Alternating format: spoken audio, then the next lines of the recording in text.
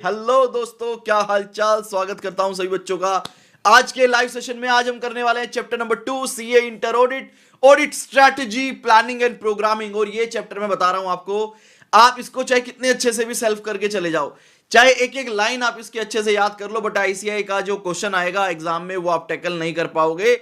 तो हर एक स्टूडेंट के लिए ये वीडियो देखना मजबूरी है, ये रिवीजन नहीं है, ये भैया आतंक है। आपको देखना ही पड़ेगा अगर आपको 10-12 नंबर स्कोर करने हैं तो आज ना आपकी, मैं कह रहा हूं, आप बाउंड हो जाओगे मेरी वीडियो को शेयर करने के लिए। और आपको इस वीडियो को हजारों स्टूडेंट के साथ शेयर करना होगा। वीडियो के आखिरी में आप कमेंट में भी बताकर जाना क्या जो मैं बिगिनिंग में बोल रहा हूं मैं सही बोल रहा हूं या नहीं बोल रहा हूं। इतना सब सिखाने वाला हूं। आईसीआई ऐसे ऐसे क्वेश्चन बना रहा है कि बच्चे समझ नहीं पाएंगे क्या हुआ। लेकिन आज की क्लास स्टार्ट करने से पहले आपसे कोई मिलना चाहता है। आशवी स्कूल जा रही है लेकिन कहा पापा मैं एक बार मिलना चाहती हूँ। मैंने कहा बेटा मिल ला, जल्दी से मिल ले। हाय आशवी। आशवी आज आपने ऐसी ऐसी ड्रेस क्यों पहनी है, परी परी जैसी? स्कूल में मैं प्रिंसेस बन के जा रही हूँ। स्कूल में प्रिंसेस बन के जा रही हो, वेरी नाइस। ये है लिशा। से हाय ऊपर बेटा, कैमरा में देख के ऊपर वहां पे। यस, से गुड मॉर्निंग। Good morning. ऐसे नहीं, गुड मॉर्निंग। स्कूल में कैसे बोलते हो गुड मॉर्निंग? सुबह सुबह कैसे बोलते हो? जोश के साथ। कैसे बेटा? जय हिंद बोलो। क्यों बेटा? चलो गुड मॉर्निंग बोलो। Good morning. Good morning. Yes, bye. इधर आओ, जाओ। तो आ जाइए भाई साहब। हाँ जाओ जाओ, जल्दी जाओ, जल्दी जाओ, भागो भागो भागो। तो आ जाइए सभी स्टूडेंट और मुझे बताइएगा क्या आपको ऑडियो और वीडियो सही से आ रही है क्या? जल्दी बताइए। सर दिल्ली में विंटर में स्कूल जाने की भी बड़ी मेमोरीज है। हाँ भैया बिल्कुल सही बात है, बड़ी मेमोरीज हैं। और मम्मा अग्रिमा जैसी हो जो सुबह से वो उठाकर बोले कि ठंडे पानी में नहाओ, तो फिर भैया कुछ ज्यादा ही मेमोरीज बन जाती है।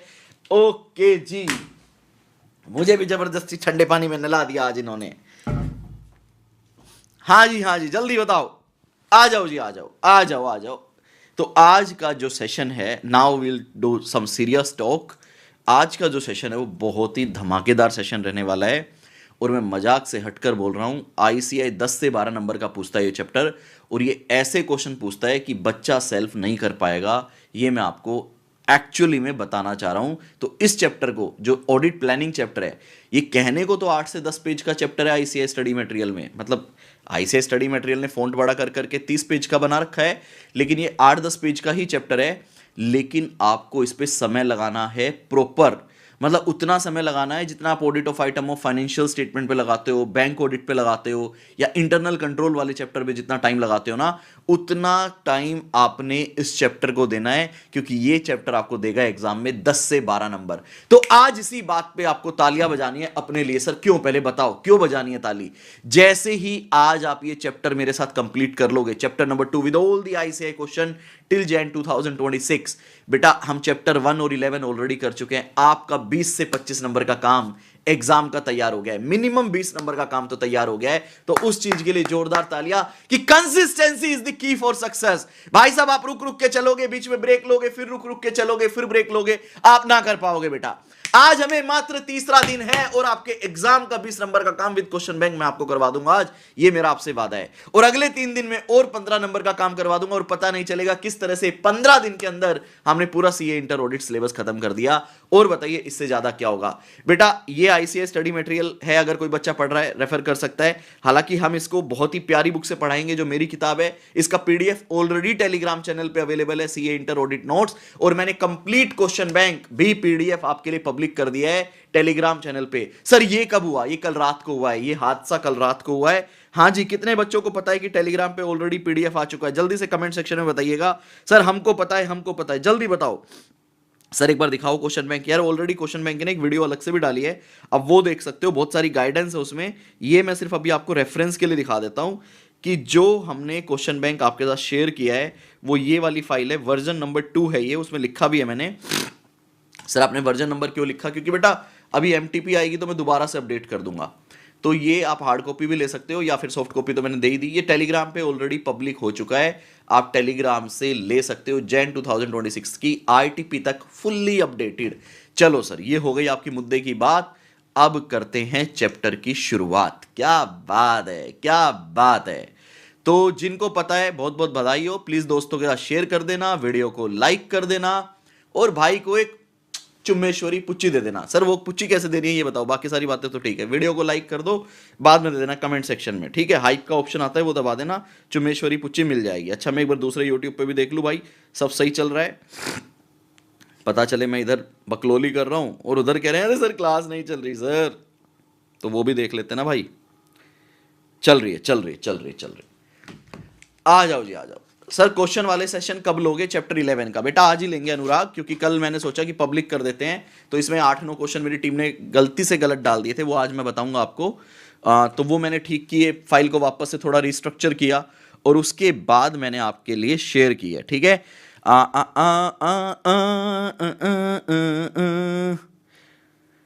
गोपिका राठी, बहुत बहुत धन्यवाद गोपिका, आप ले सकते हो बेटा, कोई दिक्कत वाली बात नहीं है।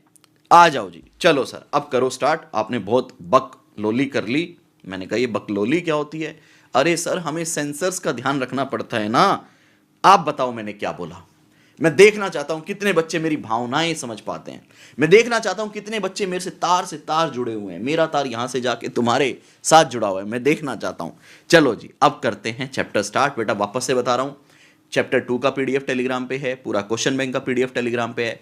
100 बच्चों के लिए टेस्ट सीरीज लेकर आया हूं, जिसमें से ऑलरेडी 30-40 बच्चे आ चुके हैं। 3 पेपर लूंगा, मैं खुद से गाइडेंस दूंगा, पर्सनल मैनेजर लगाऊंगा एक बढ़िया तुम्हारे लिए, और वो तुमसे अपडेट लेगी, ठीक है। सिर्फ इतना ही होगा, ध्यान रखना कभी तुम पढ़ जाओ। जरा आपने कहा था पर्सनल मैनेजर दोगे।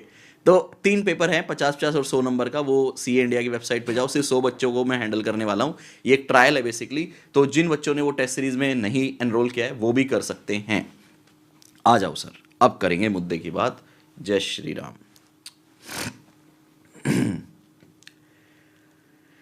लो जी,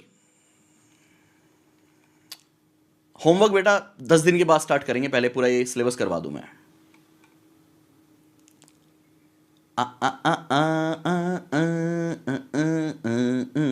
आ जाओ बेटा। चैप्टर नंबर जो 2 है, चैप्टर नंबर 2 है उसके अंदर 3 कंसेप्ट आते हैं भाई। बहुत भारी पढ़ाने वाला हूं, मां कसम। टीचर्स रेगुलर में नहीं पढ़ाते होंगे वैसा आपको यूट्यूब पे देने वाला हूं, ये मेरे वादा है आपसे। लो जी, 3 कंसेप्ट आते हैं सर इसके अंदर। Number 1 audit strategy, number 2 audit planning and number 3 audit programming. तो पहले तीनों को समझ लेते हैं कि तीनों क्या है। सबसे पहली बात तो मैं तीनों को आपको रियल लाइफ में, इनको हम तीनों को समझ लो, ऑडिट प्लानिंग ही बोलते हैं। रियल लाइफ में हम ये नहीं बोलते ओए पहले स्ट्रेटेजी बनाएंगे, ओए पहले प्लानिंग बनाएंगे, नहीं। आप ये बोलो सर ये तीनों ही ऑडिट प्लानिंग का पार्ट है। फिर आईसीआई ने तीनों अलग अलग करके क्यों समझाया, समझिएगा बेटा। थोड़ा सा बैकग्राउंड में चलेंगे। देखो मैं चाहे यूट्यूब पे पढ़ाऊं या कहीं भी पढ़ाऊं, मेरी वो आदत नहीं है कि मैं भगा दूं, मैं बहुत बेस बना के चलता हूं थोड़ा सा। सबसे पहले क्या होता है, जब भी किसी फर्म के पास एक नया क्लाइंट आता है, जैसे मान लो कल हम ऐसे 220 कर रहे थे, तो ऐसे 220 की पूरी लिंकिंग आएगी, तो ऐसे 220 हर बच्चे को आना ही चाहिए यहाँ पे इस चैप्टर को पढ़ने से पहले, जो कल किया था हमने।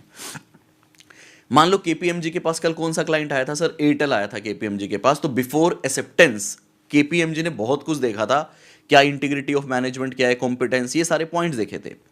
तो जब भी आपके पास कोई नया क्लाइंट आता है ना बेटा, तो फर्म को या एंगेजमेंट पार्टनर को आप बोल सकते हो, लीगल टीम को बहुत सारे डिसीजन लेने पड़ते हैं कि क्या हम इस टीम को कर पाएंगे, इस कंपनी का ऑडिट कर पाएंगे, इस कंपनी का जो काम हमें मिल रहा है उसका स्कोप क्या है, नेचर क्या है, हमारा रिपोर्टिंग ऑब्जेक्टिव क्या है, हम कौन सी रिपोर्ट बना के देने वाले हैं, क्या उसके लिए हमारे पास रिसोर्सेज अवेलेबल है क्या।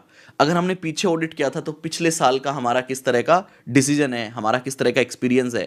तो स्ट्रेटेजी के अंदर क्या आता है, एक ओवरऑल डिसीजन मेकिंग आती है। आप ये कह सकते हो कि हमें क्या काम करना है, कब करना है, कितना करना है, कौन करेगा, इस तरह की एक ओवरऑल डिसीजन मेकिंग होती है। तो मान लो फर्म ने डिसाइड किया कि मिस्टर कपिल आप ना एयरटेल का ऑडिट करोगे। मैंने कहा जी बहुत अच्छी बात है, कर लूंगा। आपको ये ऑडिट 25 मई तक खत्म करना है, टाइमलाइन बता दी, और इसके लिए आप ये 10-15 लोग हम आपको दे रहे हैं, जिसमें 3 मैनेजर हैं, 3 असिस्टेंट मैनेजर हैं, और ये 4 चूजे हैं, जिसमें प्रिया, चिब्बी, अनुराग, रानी, पीयूष, इधर से भी पकड़ लेते हैं, गोपिका, हनी और हर्षिता। ये आपके चूजे हैं ऋषभ, जो आपके साथ काम करेंगे। मैंने कहा जी ठीक है। तो एक ओवरऑल स्ट्रेटजी मेरे को फर्म ने बना के दे दी, एंगेजमेंट पार्टनर ने मिलकर बना ली कि हम ये काम करेंगे, इतने दिन में करेंगे, ये हमारा ऑब्जेक्टिव है। समझ आया बेटा? एक ओवरऑल स्ट्रक्चर बना दिया बस कि ये काम करना है। अब क्या होगा, अब मैं एंगेजमेंट पार्टनर तो एग्जीक्यूशन नहीं करूंगा, मेरे नीचे जो सीनियर मैनेजर या मैनेजर्स हैं मैं उनको बोलूंगा भाई एयरटेल का ऑडिट तुमको एग्जीक्यूट करना है, परफॉर्म करना है। मैनेजर कहेगा ठीक है साहब बिल्कुल करेंगे। तो मैं क्या करूंगा, मैनेजर को बोल दूंगा देख 3 लोग, ये 10 लोग हैं, इनको तू संभाल, क्लाइंट से मीटिंग कर, जरूरत पड़े तो मुझे ही बुला लियो क्लाइंट की मीटिंग में, और तू ओवरऑल प्लान कर। अब प्लान बना कि तू कब क्या करने वाला है, क्लाइंट कब तेरे को कौन से एरिया का डेटा देगा, तो एक ओवरऑल प्लानिंग बना। तो वो क्या करेगा, जो हमारी स्ट्रेटेजी थी जिसके अंदर फर्म ने और पार्टनर ने मिलकर कुछ बस टाइमलाइंस डिसाइड की थी, एक ओवरऑल स्ट्रक्चर डिसाइड किया था, स्कोप ऑब्जेक्टिव डिसाइड किया था, उसके बेस पे मैनेजर समझ लो या सीनियर मैनेजर समझ लो प्लानिंग बनाएगा, प्लानिंग को डेवलप करेगा। और बेटा एक बात बताओ, जब वो प्लानिंग को डेवलप कर देगा तो क्या पार्टनर उस प्लानिंग को अप्रूव करे या ना करे? जल्दी से कमेंट सेक्शन में बताना। सर करना ही पड़ेगा। तो ये जो प्लानिंग वाले पार्ट है ना, ये प्लानिंग वाला जो काम है, ये बनाने के बाद पार्टनर का इस पे अप्रूवल भी लगेगा, क्योंकि सर इसके अंदर मटेरियलिटी भी आएगी, इसके अंदर ये भी आएगा कि हमें एनालिटिकल प्रोसीजर लगाना है नहीं लगाना है, हमें इंटरनल कंट्रोल कितना चेक करना है, हमें एक्सपर्ट हायर करना है नहीं करना है। तो इसमें बहुत सारे डिसीजन मेकिंग आएंगे, क्या इस एंगेजमेंट का क्वालिटी कंट्रोल रिव्यू होगा नहीं होगा। तो planning covers so many different areas, so many decision making. तो जब मैनेजर कर लेगा तो वो फाइनली पार्टनर से एक बार अप्रूव करवा लेगा, भाई तो इस पर अपना थप्पा लगा दे। जब तू इस प्लानिंग को अप्रूव कर देगा तो फिर मैं फाइनली इस प्लानिंग के हिसाब से एग्जीक्यूशन स्टार्ट कर दूंगा। ये था प्लानिंग, मतलब स्ट्रेटेजी बनी सबसे पहले। मान लो वैसे तो सब साथ साथ चलता है, लेकिन एग्जाम ओरिएंटेड बात कर लेते हैं। सबसे पहले पार्टनर ने, हायर मैनेजमेंट ने स्ट्रेटेजी बना दी, higher level of engagement partner या फर्म ने, उसके बेस पे हमने प्लानिंग को डेवलप कर लिया, स्ट्रेटेजी को कंसिडर करते हुए अब प्लानिंग बन गई, प्लानिंग के बेस पे एग्जीक्यूशन चल जाएगा। फिर ये सर तीसरा कंसेप्ट क्या है, प्रोग्रामिंग क्या बला है? प्रोग्रामिंग बेटा समझो प्लानिंग पे मैनेजर ने ये डिसाइड किया कि रानी चौधरी एक जो है वो स्टाफ है, और साथ ही साथ पीयूष तायल जो है वो एक स्टाफ है, एक मैनेजर है। तो मैंने ये डिसाइड किया, सीनियर मैनेजर हूं जिसने प्लानिंग बनाई है, कि रानी और पीयूष तुम दोनों करोगे भैया परचेज का ऑडिट, ठीक है? तो रानी और पीयूष बिल्कुल तैयार है परचेज का ऑडिट करने के लिए। रानी लेकिन चूजी है बेटा, चूजी समझते हो ना आप लोग, आर्टिकल है, तो उसको पता ही नहीं परचेज के ऑडिट की अजर्शंस कौन सी है, क्लाइंट से क्या डेटा लेना है। मैंने रानी को और पीयूष को ये बोल दिया, भाई साहब अकॉर्डिंग टू प्लानिंग मेरे को ये एरिया 15 अप्रैल तक खत्म चाहिए, दैट्स इट, फुल स्टॉप। ये प्लानिंग थी। अब रानी और पीयूष दोनों एक दूसरे को देख रहे हैं कि रानी तेरे को काम करना है। रानी मन मन सोच रही है, नल्ले मेरे को तो ये भी नहीं पता करना क्या है, क्लाइंट से डेटा क्या लेना है और उसमें परफॉर्म क्या करना है, अजर्शन क्या होती है, एविडेंस क्या होता है, मुझे ना पता कुछ भी। तो देख ले, पेला तू जाएगा, मैनेजर तू है। तो इस प्रॉब्लम को दूर करने के लिए प्लानिंग को ही फर्दर और डिटेल में बनाया जाता है, जिसको बोला जाता है प्रोग्रामिंग। तो सर प्रोग्रामिंग में क्या होता है? प्रोग्रामिंग के अंदर बेटा क्या होता है, हर एरिया का, फाइनेंशियल के जितने भी एरियाज होते हैं ना, उन सबको डिटेल में प्लान किया जाता है। सर जैसे कि एक प्लान बताता हूं मैं आपको, समझो। जैसे ऑडिट प्रोग्रामिंग, अब अपन ने रानी को क्या बोला, परचेज का ऑडिट करना है। मैंने कहा रानी, उसने कहा हाँ बताओ। मैंने कहा परचेज का ऑडिट करना है, उसने कहा कर देंगे। मैंने कहा आपको ना परचेज का कंप्लीटनेस वेरीफाई करना है, उसने कहा कर देंगे। मैंने कहा नल्ला सुनो, हमने कहा आपको कंप्लीटनेस वेरीफाई करने के लिए अब ये जो ये बताएगा कि क्या करना है, कैसे करना है, क्या एविडेंस लेने, कौन बता पाएगा? एक जूनियर टीम मेंबर, एक senior team member. Sir definitely एक सीनियर टीम मेंबर बता पाएगा। तो मैं उसको बताऊंगा, रानी बेटा जब आप परचेज का ऑडिट करेंगे ना, तो परचेज का ऑडिट करने के लिए आपको कंप्लीटनेस वेरीफाई करने के लिए कौन कौन से क्लाइंट से एविडेंसेस लेने हैं वो सुनो आप। तो यहां पे तो यार बहुत सारे एविडेंसेस होते हैं क्लाइंट प्लेस पे। तो एक अजर्शन को वेरीफाई करने के लिए 10-10 एविडेंस है। तो क्या मैं रानी को बोल दूं सारे ले लो? अब मैं यहां पे आपसे जानना चाह रहा हूं, क्या रानी को बोल दूं कि कंप्लीटनेस को वेरीफाई करने के लिए these can be 10 possible evidences, तो रानी सब ले ले बेटा? ऐसा बोलोगे क्या आप? सोच के बताओ। यू आर मैनेजर यार, you are senior manager, you are making a program. Kapil sir कैसी बातें कर रही हो, ये बकलोली मत करो हमारे साथ। हमें पता है कंप्लीटनेस वेरीफाई करनी है, देयर कैन बी बहुत सारे पॉसिबल एविडेंसेस। हम बोलेंगे भाई साहब बेस्ट एविडेंसेस लेंगे। कैसे लेंगे? बेस्ट एविडेंस लेंगे जिससे हमारी अजर्शन सेटिस्फाई हो जाए, जिसको आप दूसरी भाषा में सफिशिएंट एप्रोप्रिएट ऑडिट एविडेंस भी बोलते हो। ना ज्यादा लेने से बात बनेगी, ना बेकार लेने से बात बनेगी, आपको सफिशिएंट एप्रोप्रिएट ऑडिट एविडेंस, ये 4 एविडेंस लेने, और वो 4 एविडेंस कौन डिसाइड करेगा सर? वो डिसाइड करेगा सीनियर ऑडिट टीम मेंबर। जैसे कि बताओ कंप्लीटनेस का क्या एविडेंस हो सकता है सर? कंप्लीट परचेज का लेजर, परचेज का लेजर लो कपिल सर। मैंने कहा ठीक है, परचेज का लेजर ले लिया, उससे पता चल गया साल में क्या परचेज हुई है। इतना ही नहीं सर, आपको परचेज रिटर्न का लेजर भी लेना पड़ेगा। मैंने कहा ठीक है, और बता और क्या ले सकते हैं सर? जो परचेज हुई है उसका आप पेमेंट ले सकते हो, बैंक की डिटेल्स ले सकते हो। मैंने कहा जी ठीक है, बैंक से वेरीफाई कर लेंगे। और बता सर? साथ ही साथ गुड्स की रिसीविंग ले सकते हो, गुड्स रिसीविंग देख सकते हो, और आप डॉक्यूमेंट देख सकते हो। मैंने कहा कौन कौन से डॉक्यूमेंट देख सकते हैं सर? आप पीओ ले सकते हो, जीआरएन ले सकते हो, क्वालिटी को चेक कर सकते हो। तो ये एविडेंसेस आपको लेने पड़ेंगे। तो आपने बेटा सबसे पहले अपने टीम मेंबर को बताया कि बेटा ये अजर्शन वेरीफाई करनी है। उस अजर्शन के लिए there can be multiple evidences, but हम बेस्ट एविडेंसेस बताएंगे, क्योंकि अदरवाइज सीनियर का फायदा ही क्या हुआ। अब इसके बाद इतना ही नहीं मेरे बच्चे, मैं ना आपको रियल लाइफ का बता रहा हूं, इतना ही नहीं, मैं आपको यह भी बताऊंगा कि ये जो एविडेंसेस है इसमें क्लाइंट प्लेस पे कौन रिस्पॉन्सिबल होगा इन एविडेंसेस को प्रोवाइड करने के लिए। मान लो परचेज का जो एरिया है, क्लाइंट प्लेस पे एक बंदा है जिसका नाम है दिव्यम जैन। तो आपको मैंने बता दिया कि जो परचेज का ये डॉक्यूमेंट देगा ना आपको, ये दिव्यम जैन देगा, और दिव्यम जैन से हम एक मीटिंग करेंगे पहले कि दिव्यम भाई ये बता ये परचेज का डेटा आप कब तक दे दोगे? तो दिव्यम कहता है साहब मैं आपको परचेज का डेटा जो है वो 3 अप्रैल 2026 तक मैं आपको दे दूंगा, आप मुझसे आके ये डेटा ले लेना, कोई भी दिक्कत वाली बात नहीं है। अब मैंने कहा ठीक है जी, ऑडिट टीम में कौन रिस्पॉन्सिबल रहेगा जरा ये भी बता दो।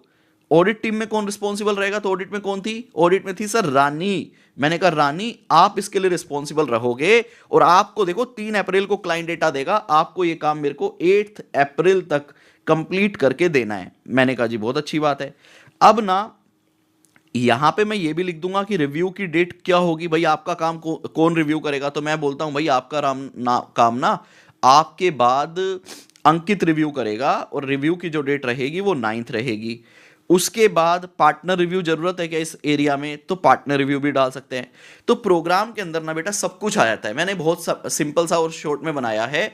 प्रोग्राम के अंदर सब कुछ आ जाएगा कि क्या एरिया है, उसके अगेंस्ट क्या एविडेंस अवेलेबल है, क्लाइंट प्लेस पे कौन उसके लिए रिस्पॉन्सिबल रहेगा, ऑडिट टीम में कौन रिस्पॉन्सिबल रहेगा, क्या क्या एविडेंसेस लेने हैं, किस डेट पे परफॉर्म करना है, किस डेट पे रिव्यू करना है। Everything will be mentioned in bits and pieces. बहुत डिटेल में एक डॉक्यूमेंट बना दिया जाएगा। तो ये प्रोग्राम जो है ये हर एरिया के लिए बनाकर, इसको कुछ बच्चे चेकलिस्ट भी बोलते हैं। मेरे साथ बोलो, कुछ बच्चे इसको क्या बोलते हैं? चेकलिस्ट भी बोलते हैं कि सर ये सारा काम करना है, चेकलिस्ट दे दो। लेकिन ये क्या है? ऑडिट प्रोग्राम है। तो प्लानिंग में तो डिसाइड किया था परचेज का ऑडिट करेगा दिव्यम, ना परचेज का ऑडिट करेगा रानी, रिव्यू करेगा अंकित, करेगा 8 को, रिव्यू करेगा 9 को। लेकिन बेटा प्रोग्राम में बता दिया रानी को कि रानी कंप्लीटनेस के लिए तुमको ये सारे एविडेंसेस लेने हैं बेटा, इसके अलावा ज्यादा दिमाग लगाने की जरूरत नहीं है, ये अजर्शन है। और ऑडिट प्रोसीजर भी बता दूंगा मैं, इसमें ऑडिट प्रोसीजर भी बता दिए जाएंगे, और रानी इस प्रोग्राम को फॉलो करके अजर्शन को सेटिस्फाई करके सारे एविडेंसेस लेके, डॉक्यूमेंट लेके अपना कंक्लूजन और अपना ओपिनियन परचेज के कंप्लीटनेस पे फ्रेम करेगी। क्या सब बच्चों को समझ आया कि प्रोग्रामिंग क्या है? तो स्ट्रेटेजी हो गया एक ब्रॉड एंगल, प्लानिंग हो गया उसका टुकड़ा, उसको डिटेल में प्लान करना, और प्रोग्रामिंग हो गया एरिया को डिटेल में प्लान करना कि कब क्या होगा, क्या एविडेंसेस लिए जाएंगे। That is programming. तो आप बताओ बेटा, पूरे चैप्टर का मैंने आपको तीनों जो कंसेप्ट आप डिटेल में पढ़ेंगे, स्ट्रैटेजी मतलब पार्टनर लेवल, इसमें हम बड़ी बड़ी बातें करेंगे, प्लानिंग फिर उसको छोटे लेवल पे लेके आएंगे, प्रोग्रामिंग और छोटे लेवल पे लेके जाएंगे। आपको समझ आया? जल्दी से आपने मुझे कमेंट करके बताना है, और वीडियो को लाइक करना है। अभी तक तुमने वीडियो लाइक नहीं किया, मैं कह रहा हूं आज का चैप्टर ऐसा रहेगा जीवन भर याद रखोगे भाई कपिल सर ने क्या पढ़ाया था, वादा कर रहा हूं मैं आपसे। तो वीडियो को लाइक कीजिएगा और कमेंट करके बताइएगा कैसा लगा आपको।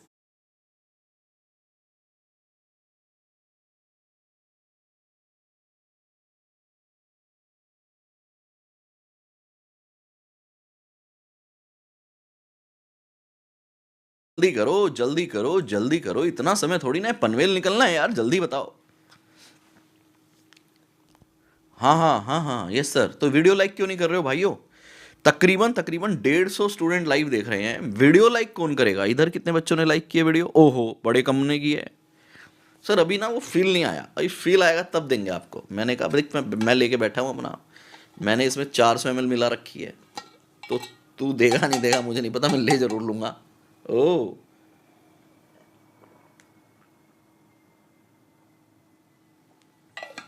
तो वीडियो पे लाइक ठोको फटाफट।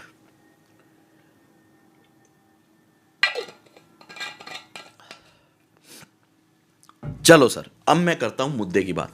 बेटा ओवरऑल चैप्टर के तीनों कंसेप्ट आई होप आपको समझ आ गए हो। अब हम चलेंगे अंदर, अंदर मतलब चैप्टर के अंदर। सबसे पहला आपका कंसेप्ट आता है ऑडिट स्ट्रेटजी। भाई आई से ऐसे ऐसे क्वेश्चन पूछ रहा है, समझ नहीं आएंगे आपको, तो इसलिए बहुत तसल्ली से सुनो, पूरा क्वेश्चन बैंक करेंगे, सब समझ आएगा फिर उसके बाद। और आपको मैं कुछ लिखवा भी दूंगा, जो इंपॉर्टेंट चीज़ है जहां आप गलती कर सकते हो वो मैं आपको मार्क करवा दूंगा कि भाई ये देखो 3 क्वेश्चन सिमिलर है तो ध्यान रखना, ये 3 क्वेश्चन ऐसे आएंगे ध्यान रखना, वो सब मैं मार्क करवा दूंगा। पहला क्वेश्चन आता है एस्टैब्लिश करो एक overall audit strategy.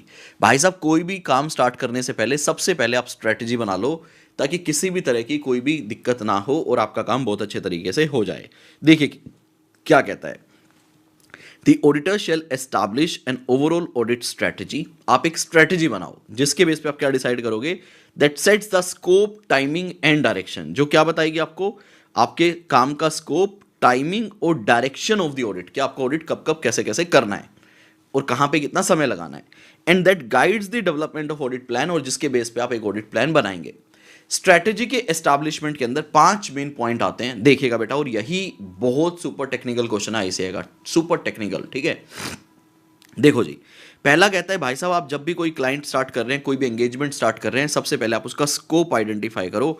Identify the scope of the engagement. क्या कह रहा है बेटा, सबसे पहले क्या आइडेंटिफाई करो, स्कोप आइडेंटिफाई करो, ठीक है जी।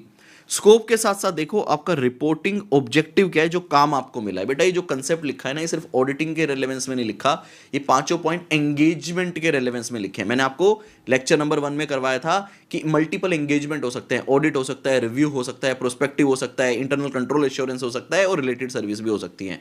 तो ये कह रहा है सबसे पहले आप स्कोप देखो, आपको करना क्या है। दूसरे पे कहता है आप अपना रिपोर्टिंग ऑब्जेक्टिव देखो, आपका रिपोर्टिंग ऑब्जेक्टिव क्या है जी। स्कोप हो गया, रिपोर्टिंग ऑब्जेक्टिव हो गया। तीसरे नंबर पे क्या कहता है, आपको कंसीडर करना पड़ेगा कि जो काम आपके पास आया है ना, तो आपको अपनी टीम के एफर्ट ज्यादा कहां पे लगवाने हैं। कंसीडर द सिग्निफिकेंट फैक्टर, कौन कौन से सिग्निफिकेंट फैक्टर हैं in directing the engagement team efforts. तो मैं यहां पे आपसे एक पॉइंट पूछना चाहता हूं बेटा, बताओ, आप मुझे बताओ, मैं आपसे एक क्वेश्चन पूछ रहा हूं कि बेटा क्लाइंट प्लेस पे आपका आईटी सिस्टम जो है वो चेंज हो गया है, ठीक है।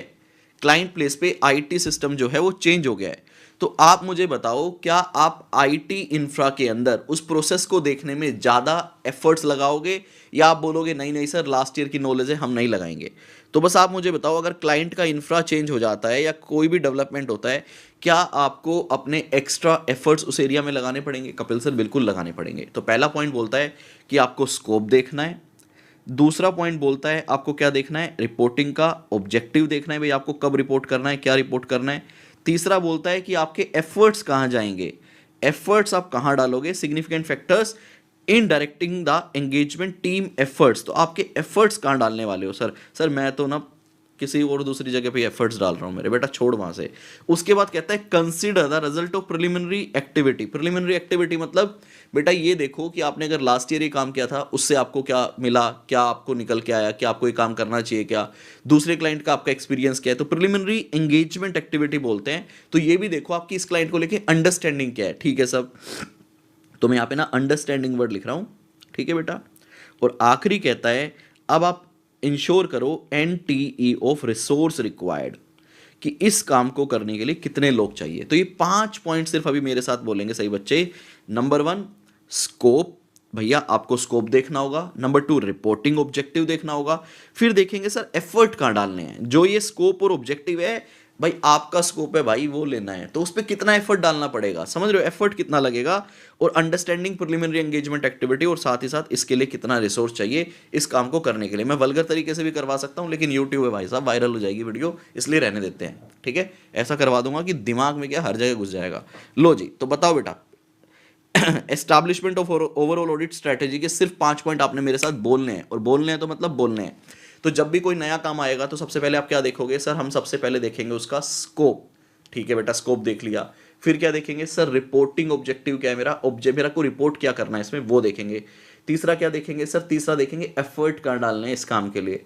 चौथा सर, पिछली बार का अपना क्या रहा, पिछली बार जब अपन ने कुछ किया था तो कुछ क्या हुआ था, प्रिलिमिनरी एंगेजमेंट एक्टिविटी।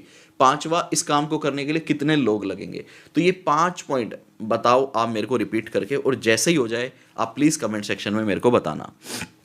अभी सिर्फ आपने establishment of overall audit strategy के अंदर 5 बातों पे चर्चा होती है। भाई साहब, आपका स्कोप क्या है, रिपोर्टिंग का ऑब्जेक्टिव क्या है, आपको अपने एफर्ट्स कहाँ डलवाने हैं टीम के, आपका प्रिलिमिनरी एंगेजमेंट एक्टिविटी का क्या रिजल्ट है, और साथ ही साथ एनटीई ऑफ रिसोर्स रिक्वायर, आपको कितने रिसोर्सेज चाहिए। तो ये जैसे ही आप 5 पॉइंट बोल दो, आप मेरे को लिख दो डन डन डन डन, और मैं चलूंगा आगे। अनुराग वर्मा, बहुत बढ़िया बेटा।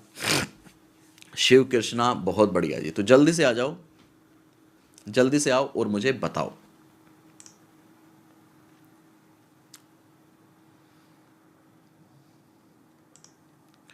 डन जी। अब इस कंसेप्ट को, जो ये concept establishment of overall audit strategy है, अब हमें डिटेल में करना है ये। लेकिन इस कंसेप्ट को मैं सबसे आखिरी में करवाऊंगा। अब मैंने बेसिक करवा दिया, एक स्ट्रेटेजी बनाओ, 5 पॉइंट, स्कोप, रिपोर्टिंग ऑब्जेक्टिव, अपने डायरेक्शन के इफेक्ट कहाँ रहेंगे, प्रिलिमिनरी एंगेजमेंट एक्टिविटी, साथ ही साथ एनटी ऑफ रिसोर्स रिक्वायर। अब इन 5 को हम डिटेल में करेंगे, लेकिन आखिरी में यही वो जगह है जहाँ ICAI आजकल पेल रहा है बच्चों को, और ऐसा पेल रहा है कि बच्चे समझ नहीं पा रहे कि ICAI ने पेले गए हम। लो जी, अब अगला क्वेश्चन देखो सर, स्ट्रेटेजी के अंदर establishment of overall audit strategy में 5 पॉइंट आ गए।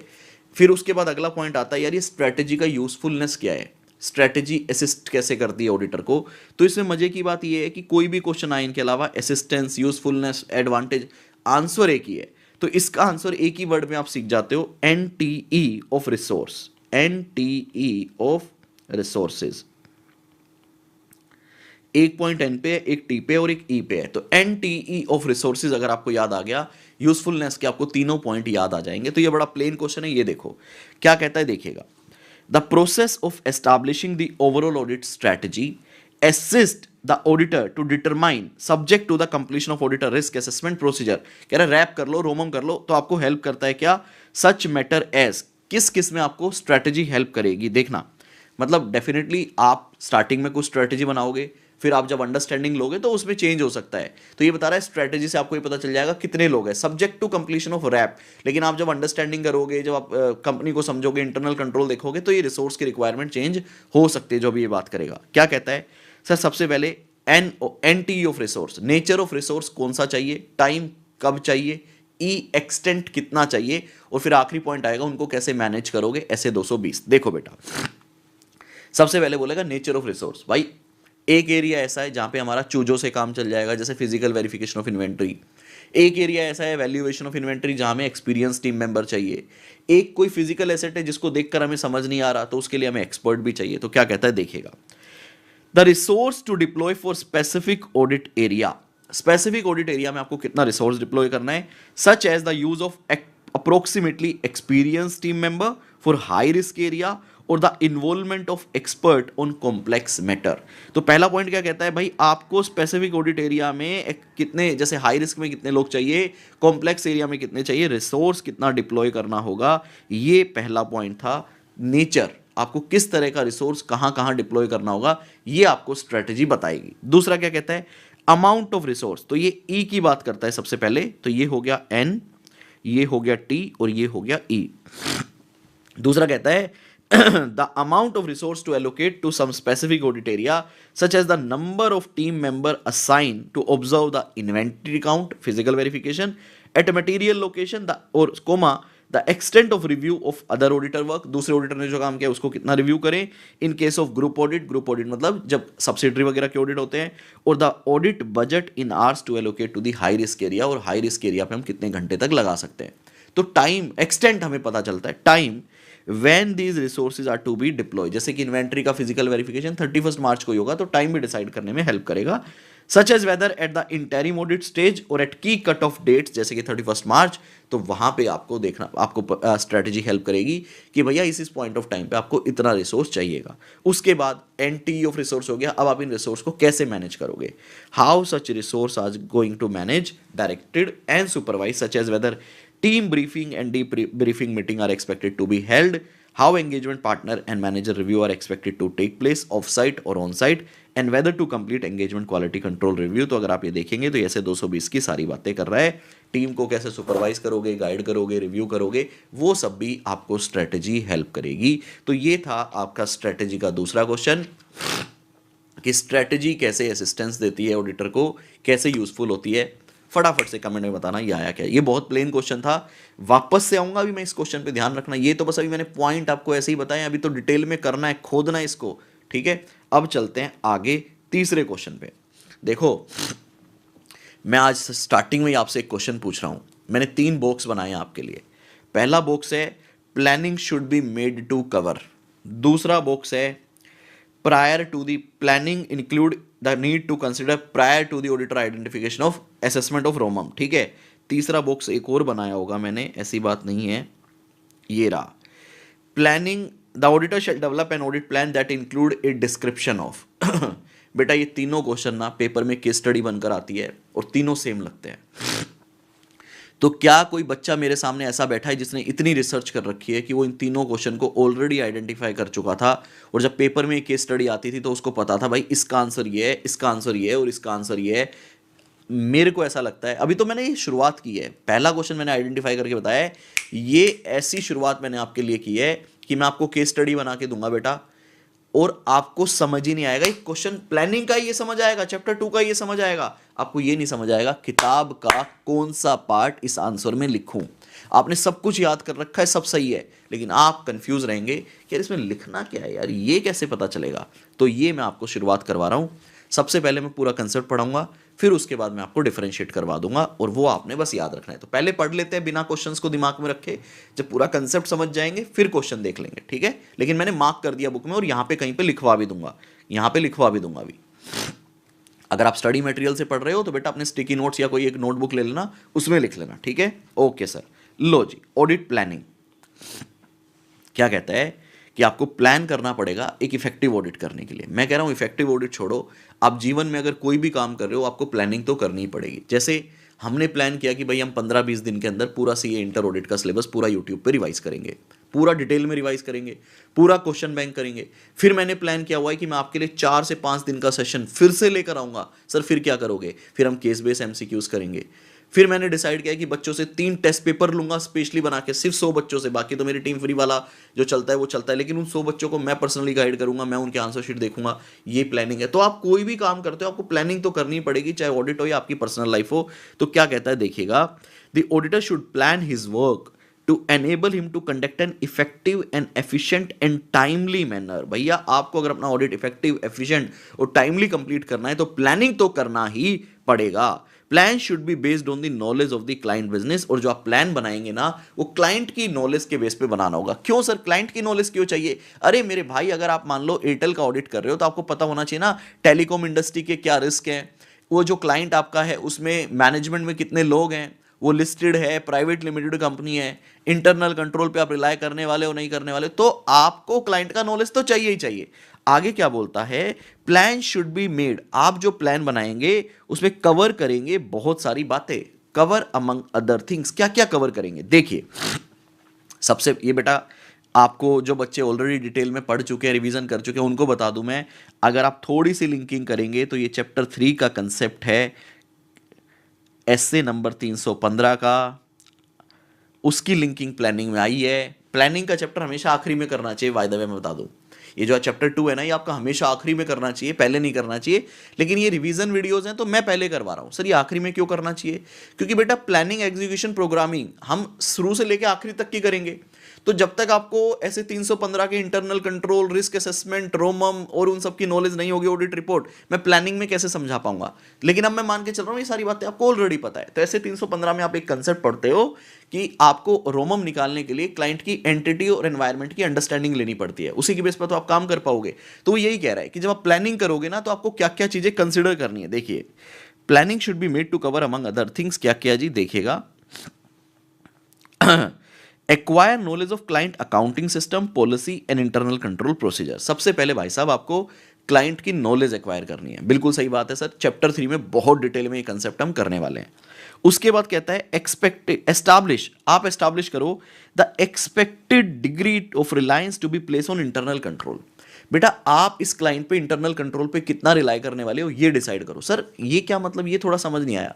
बेटा जब हम ऑडिट करते हैं ना तो एक ऑडिटर को डिसाइड करना पड़ता है क्या इस क्लाइंट पे मैं internal control Reliance strategy based audit करने वाला हूं या non internal control Reliance strategy. Sir दोनों में फर्क क्या है यार, एक जगह मैं कंट्रोल पे रिलाई कर रहा हूं तो कंट्रोल की चेकिंग करूंगा, उसके बेस पे एनटीई ऑफ ऑडिट प्रोसीजर डिसाइड करूंगा। एक जगह अगर मैं कंट्रोल पे रिलाई नहीं कर रहा, मान लो कोई छोटी कंपनी है, प्राइवेट लिमिटेड कंपनी है, तो उस केस में मैं डिटेल सब्सटैंटिव ऑडिट प्रोसीजर लगाने वाला हूं। तो कहता है सबसे पहले तो भाई साहब आप क्लाइंट की नॉलेज लो, बहुत अच्छी बात है जी। फिर उसके बाद कहता है डिसाइड करो आप कितना रिलाई करने वाले हो इंटरनल कंट्रोल पे, क्योंकि अगर आप बोलते हो ज्यादा करेंगे तो फिर वॉक थ्रू, प्रोसेस अंडरस्टैंडिंग और टीओसी बहुत ज्यादा हो जाएगी, बहुत अच्छी बात है, तो प्लानिंग में कंसिडर करना पड़ेगा। फिर कहता है आप डिटरमाइन करो एंड प्रोग्रामिंग करो, ओ क्या NTE of audit procedure to be perform. भाई आपने क्या किया, क्लाइंट की अंडरस्टैंडिंग ले ली, कंट्रोल की अंडरस्टैंडिंग ले ली, कंट्रोल के बारे में जान लिया, कह रहा है उसके बेस पे डिसाइड करो एनटीई क्या रहेगा और अपना पूरा प्रोग्राम बना दो। ठीक है, आगे कहता है और जो अदर लोग काम कर रहे हैं उनके साथ कोऑर्डिनेट करो। बेटा एक बात बताओ, जीवन में आज तक आपने इन सब कंसेप्ट को रटा होगा क्या? आज आपने, जो बच्चे मुझसे नहीं पढ़े या मान लो जो पहली बार कर रहे हैं, क्लास में ध्यान नहीं दिया था, क्या आज आप इस कंसेप्ट को लिंक कर पाए कि प्लानिंग के अंदर क्या चीजें कवर करनी है और क्यों कवर करनी है? भाई फ्यूचर को सोच के आज उसे प्लान करना है। क्लाइंट की नॉलेज लेनी पड़ेगी, इंटरनल कंट्रोल पर रिलाई करना है नहीं करना है वो क्यों, क्योंकि इससे एनटीई ऑफ ऑडिट प्रोसीजर चेंज हो जाएगा ना। तो प्लानिंग में उस चीज को कंसिडर करोगे नहीं करोगे? सर बिल्कुल करना पड़ेगा। साथ ही साथ अगर कोई दूसरे लोग काम कर रहे हैं, चाहे वो कोई भी हो, चाहे एक्सपर्ट हो, चाहे लॉयर्स हो, चाहे आपने किसी से फिजिकल वेरिफिकेशन करवाया हो, सबके साथ आपको कोऑर्डिनेट करना पड़ेगा, चाहे अदर ऑडिटर ही क्यों ना हो, चाहे इंटरनल ऑडिटर का काम यूज क्यों ना कर रहे हो, सबके साथ कोऑर्डिनेट करना पड़ेगा। तो बेटा ये था मेरा पहला क्वेश्चन। प्लीज मुझे कमेंट सेक्शन में बताइए आपको समझ आया या नहीं आया। सर सीए फाइनल के लेक्चर्स का भी करा भाई, हो तो रहा है, ऑल्टरनेट डे सीए फाइनल भी चल तो रहा है यूट्यूब पे। अक्षत बंसल भाई ऑल्टरनेट डे में सीए फाइनल भी तो चल रहा है यूट्यूब पे। हाँ, और मैं विद एग्जाम क्वेश्चन करवा रहा हूं। हाँ जी बच्चों बताओ समझ आया नहीं आया, जल्दी से बताइएगा सभी स्टूडेंट। क्या पहला क्वेश्चन आपको क्लियर है कि प्लानिंग जब करेंगे तो क्या क्या कवर करेंगे अमंग अदर थिंग्स? कमेंट करके बताइए प्लीज। Low ji sir. दूसरी अब एक बात, दूसरी एक इंपॉर्टेंट बात, बेटा क्या हम जो प्लानिंग करेंगे वो वन टाइम प्लानिंग होगी? नहीं सर, प्लानिंग को हमें अपडेट करते रहना है जैसे जैसे हम एग्जीक्यूशन करेंगे। जो जो नए सर्कमस्टांसेस आएंगे, सिचुएशन आएगी, हमने इंटरनल कंट्रोल सोचा था बहुत अच्छे होंगे बट बेकार रहे, क्लाइंट से डेटा नहीं मिल रहा है, तो प्लानिंग को भी हमें अपडेट करते रहना पड़ेगा और कोरस्पॉन्डिंगली हमारी स्ट्रैटेजी भी अपडेट होती रहेगी। Plan should be further develop and revise necessary during the course of audit, वो हमें करना ही पड़ेगा। तो बेटा ये था आपका क्वेश्चन नंबर 1। अब आप मुझे बताओ आपको समझ आया या नहीं आया इसको। क्वेश्चन नंबर, सर क्वेश्चन आखिरी में मार्क करवा देना, कर लो क्वेश्चन नंबर 1A मार्क कर लो इसको, क्वेश्चन नंबर 1A, ठीक है? हाँ जी सर, हो गया। सर लर्न क्वेश्चन और रीड क्वेश्चन भी बता देना। बेटा ये 4 पॉइंट लर्न करने हैं, जो मैं बताऊंगा बस वही लर्न करना है, बाकी सब रीड है, ठीक है? Okay sir. दूसरा क्वेश्चन आता है बेटा प्लानिंग क्यों जरूरी है? तो मुझे नहीं लगता ये क्वेश्चन मुझे करवाने की भी जरूरत है, क्योंकि ये बिल्कुल प्लेन वैनिला क्वेश्चन है, जहाँ समझाना नहीं है। आप मुझे कमेंट करके बता दो, जहाँ समझाने वाला पॉइंट नहीं है, क्या मैं उसको भी बहुत डिटेल में कवर करूं या उसको अपन जनरल तरीके से निकाल सकते हैं? सर इसको आप जनरल तरीके से निकाल सकते हो, क्योंकि बेनिफिट एडवांटेज इसमें सारे पॉइंट प्लेन है, आप अपना समय खराब मत करो, हम देख लेंगे। तो पहले क्या कहता है भैया, सर आप रीड करोगे? हाँ रीड तो करूंगा मैं। पहला क्या कहता है कि सर अगर आप प्लानिंग करते हो ना किसी भी एरिया की, तो आप अप्रोप्रिएट अटेंशन दे पाओगे इंपॉर्टेंट एरिया को। मैंने कहा बहुत अच्छी बात है। सर प्रॉब्लम को सोल्व कर पाओगे टाइमली बेसिस पे। मैंने कहा बहुत अच्छी बात है। सर ऑडिटर जो है वो प्रॉपरली ऑर्गेनाइज एंड मैनेज कर पाएगा अपने एंगेजमेंट को, सो दैट वो इफेक्टिव और एफिशिएंट मैनर में कंप्लीट हो जाए। मैंने कहा बहुत अच्छी बात है। सर अगर आप प्लानिंग करोगे तो आपको पता चलेगा एक कॉम्प्लेक्स टास्क के लिए, टेक्निकल टास्क के लिए आपको कैसे टीम मेंबर चाहिए, और फिजिकल वेरिफिकेशन जैसे वाले एरिया के लिए आपको कैसे लोग चाहिए। तो ये आपको हेल्प करेगा in selection of engagement team member with appropriate level of capability and competence to respond to anticipated risk, या आप इसको रोमम भी लिख सकते हैं, and the proper assignment of work to them. ये टीम से रिलेटेड पॉइंट, अगर आप देखो याद करने की सोच रहे हो ना, तो ये वाले जो पॉइंट है ये टीम से रिलेटेड है। भाई अपनी टीम को आप मैनेज कर पाओगे। ऊपर वाले पॉइंट जो हैं वो एरिया, इंपॉर्टेंट एरिया, प्रॉब्लम, इस तरह के पॉइंट है। तो याद करने के लिए ना एक कीवर्ड ढूंढा करो कि इसमें कीवर्ड क्या है, इसमें कीवर्ड क्या है, इसमें कीवर्ड क्या है, तो आप याद कर पाओगे। फिर कहता है आप टीम को प्रॉपरली सेलेक्ट कर पाओगे। उसके बाद कहता है जो टीम आपने सेलेक्ट की है, अगर आप प्लान कर रहे हो तो आपको ये भी पता होगा किसका काम कितना रिव्यू करना है, कब करना है। कोई सीनियर टीम मेंबर है, काम कम रिव्यू करेंगे, हफ्ते में एक बार करेंगे। कोई जूनियर टीम मेंबर है, उसको कॉन्टिन्यूस सुपरविजन की जरूरत है। तो कह रहा है फैसिलिटेट करवाएगा direction supervision of engagement team member and the review of their work, और साथ ही आपको असिस्ट करेगा in coordination of work done by auditor of component and expert, मतलब अदर ऑडिटर, एसए नंबर 600।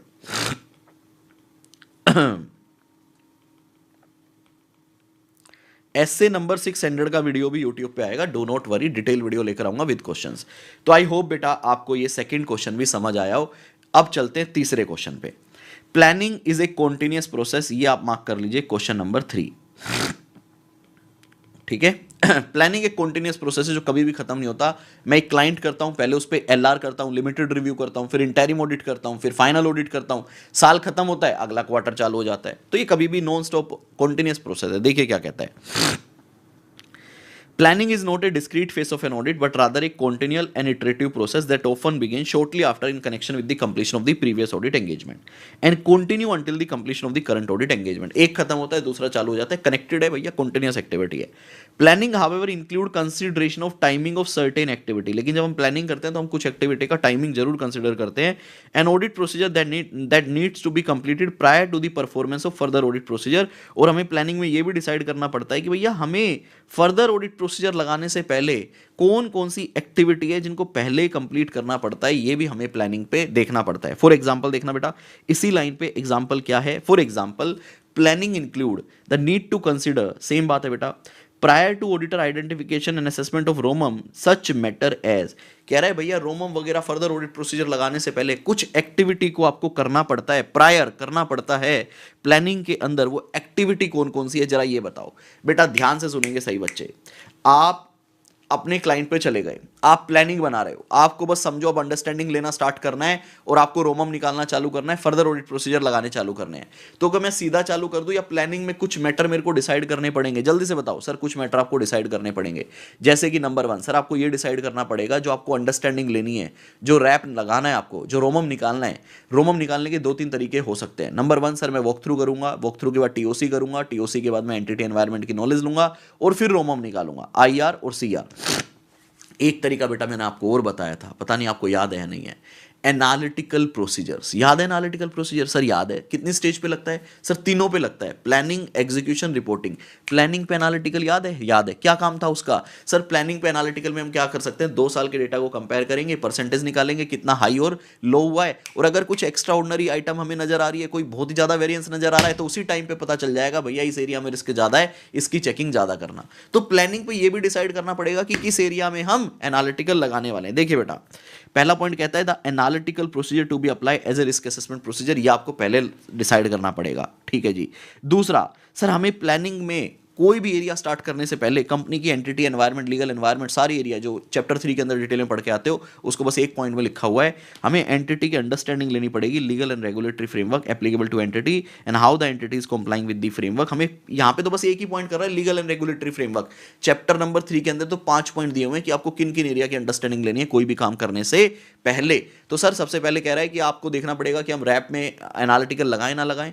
कोई भी प्लानिंग करने से पहले भैया जनरल अंडरस्टैंडिंग ले लो रेगुलेटरी फ्रेमवर्क की। तीसरा सर मटेरियलिटी निकालनी पड़ेगी, ड्राफ्ट फाइनेंशियल के बेस पे मटेरियलिटी निकाल लेना, ताकि आपको ये पता चले कि कौन सा एरिया इन स्कोप है, कौन सा एरिया आउट ऑफ स्कोप है। याद है ना, सिग्निफिकेंट क्लास ऑफ ट्रांजैक्शन सिखाया था मैंने, इसलिए चैप्टर 2 सबसे आखिरी में करने का है ये, क्योंकि इसके अंदर सब कुछ आता है। रट्टा मारना हो तो मार लो, दुनिया रट्टा मरवा देती है, लेकिन अपने को समझाना है भाई।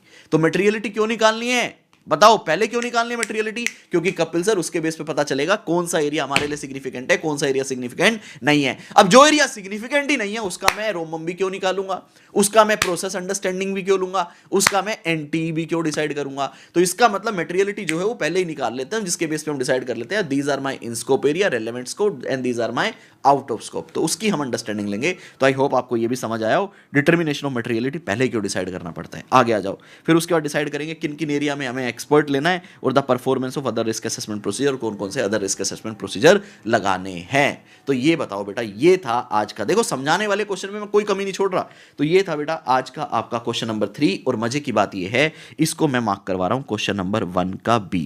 सर ये क्या करवा दिया, कंफ्यूज कर दिया आपने तो। वैसे मैंने जब पढ़ाते टाइम इसको 3 भी मार्क करवाया होगा, लेकिन आज मैं जब क्वेश्चन बैंक देख रहा था तो मुझे ऐसा लगा कि बच्चे कंफ्यूज हो जाएंगे, तो मैंने ये 2 क्वेश्चन देखो, 1A मैंने क्या बोला, प्लानिंग के अंदर क्या क्या कवर होगा, 1B में क्या बोल रहा हूँ, प्लानिंग इंक्लूड, कवर और इंक्लूड। देख नहीं रहे हो, आईसीएम मतलब ऐसा तुमसे केस स्टडी बनाएगा कि तुम साला माथा पकड़ लोगे यार, वहां कवर यहां इंक्लूड, हे माता रानी इसमें क्या करूं, मतलब आपके दिमाग में ऐसा आएगा।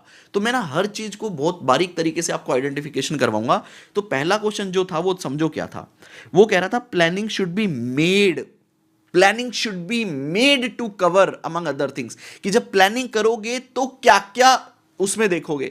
तो देखो पहला पॉइंट भी सेम कह रहा है कि सर क्लाइंट की नॉलेज लेंगे, accounting system, policy, internal control, नीचे भी सेम पॉइंट है भाई, हम उसके रेगुलेटरी फ्रेमवर्क की नॉलेज लेंगे। हम कितना उस पर रिलाय करने वाले हैं, इंटरनल कंट्रोल पे, हम प्रोग्राम को डिटरमाइन करेंगे, एंटी और ऑडिट प्रोसीजर, और कोऑर्डिनेट करेंगे अदर के साथ। तो ये 4 पॉइंट है। नीचे क्या कह रहा है कि भैया जब प्लानिंग करोगे ना तो रोमम निकालने से पहले, prior to identification assessment of ROMM, आपको ये एक्टिविटी करनी पड़ेगी। तो ये कह रहा है प्लानिंग इंक्लूड। तो बेटा ये ना दोनों क्वेश्चन अलग अलग है। Planning should be made to cover आए तो ये 4 पॉइंट लिखने हैं, planning include the need to consider prior to identification of ROMM, तो ये 5 पॉइंट लिखने हैं। डिटेल में मैंने आपको समझा दिया, तो ये क्वेश्चन रट लेना चाहे से, आंसर तो मैंने आपको डिटेल में समझा ही दिए हैं। सर क्यों रट लें, ताकि पेपर में बेटा आएगा include prior to consideration of ROMM, आप लिखोगे ये 4 पॉइंट, नंबर मिलेगा 0। आप इतनी मेहनत करके गए हो, सारी मेहनत हो गई खराब। मैं यूट्यूब पे नाप के लिए नाच रहा हूँ रोज सुबह सुबह आके, मैं क्वेश्चन बैंक करवाऊंगा एम्स, मेरी सारी मेहनत खराब। मेरी भी तो सारी मेहनत खराब ना यार, आपके नंबर नहीं आए तो सिर्फ आपकी मेहनत थोड़ी ना खराब होगी, मेरी भी तो खराब होगी ना साथ साथ। भाई आपके नंबर आएंगे, आप मेरे को मिठाई खिलाओगे, पिलाओगे कुछ बढ़िया पानी, तो मेरी मेहनत तो तभी सफल होगी ना भाई। तो भाई चलो जी सर आगे चलते हैं। मजा आ गया, मजा आया नहीं आया, कमेंट करके बताओ। अगला क्वेश्चन आता है प्लानिंग प्रोसेस। देखो जो समझाने की चीजें हैं ना वो मैं बहुत डिटेल में करवाऊंगा, और जो प्लेन वनीला है उसको उड़ाऊंगा, उड़ाऊंगा मतलब रीड करके चलेंगे आगे।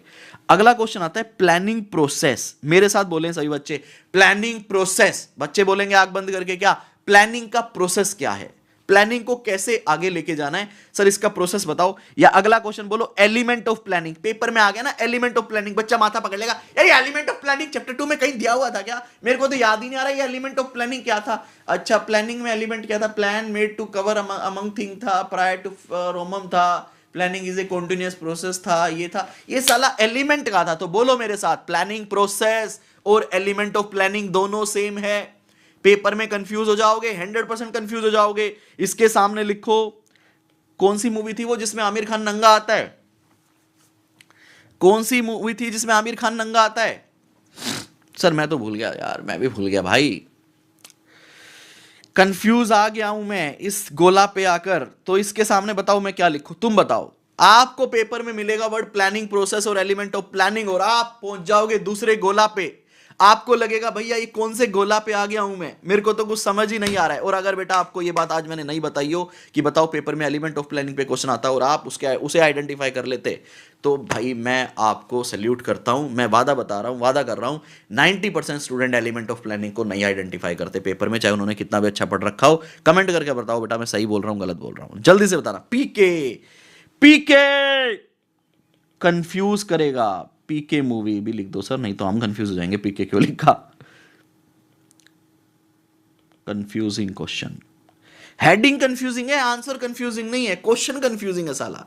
हाँ जी, अगर पेपर में बेटा प्लानिंग प्रोसेस या एलिमेंट ऑफ प्लानिंग आता तो क्या आपके घोड़े खुल जाते। सर घोड़े छोड़ो, हमारा नाड़ा खुल जाता, हम भूल जाते क्या लिखना है। तो बेटा पेपर में याद रखना, आपको क्वेश्चन आएगा एलिमेंट ऑफ प्लानिंग, घबराना नहीं है, एक्टिविटी लिखनी है। और आपके पेपर में क्वेश्चन आएगा प्लानिंग प्रोसेस, घबराना नहीं है, ऐसे 220 210 का है। और मजे की बात आंसर है ही नहीं। सर आंसर क्या है वो भी तो समझाओ, क्वेश्चन तो समझ आ गया, आंसर समझाओ। बेटा एलिमेंट ऑफ प्लानिंग मतलब प्लानिंग में क्या क्या इंक्लूड होगा, प्लानिंग का प्रोसेस क्या होगा, ये कुछ नहीं है, ये आपका ऐसे 210 और 220 है।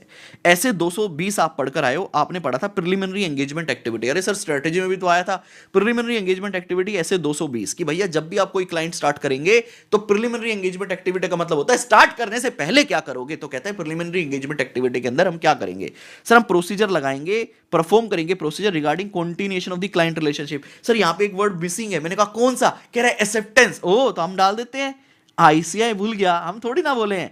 बताओ पहला कौन सा आएगा सर? पहला आएगा प्रिलिमिनरी एंगेजमेंट एक्टिविटी के अंदर कि हमें ऐसे 220 का पहला कंसेप्ट कि एक ऑडिटर को ऑडिट प्रोसीजर लगाने, whether we should accept this client और we should continue the client. ये हमारा पहला पॉइंट है। मैंने कहा ठीक है, अब क्या करेंगे सर? अगर आप क्लाइंट एक्सेप्ट कर लेते हो इतने से ही बात नहीं बनेगी, आपको अपना इंडिपेंडेंस, एथिकल रिक्वायरमेंट, ये सारी बातें भी चेक करनी पड़ेगी। मैंने कहा अच्छा। दूसरे पे कहते हो इवैल्यूएट करो compliance with ethical requirement including independence. मैंने कहा अच्छा, और क्या करें सर? फिर उसके बाद ना ऐसे 220 के 2 पॉइंट हो गए। उसके बाद कहता है अगर आप क्लाइंट एक्सेप्ट कर लेते हो, इंडिपेंडेंट हो, एथिकल रिक्वायरमेंट सारी सही है, फिर ऐसे 210 का क्या बनाओ? एग्रीमेंट बनाओ, establish an understanding of terms of audit engagement. ऐसे 210। ओ माय गॉड, हमको तो पता ही नहीं था।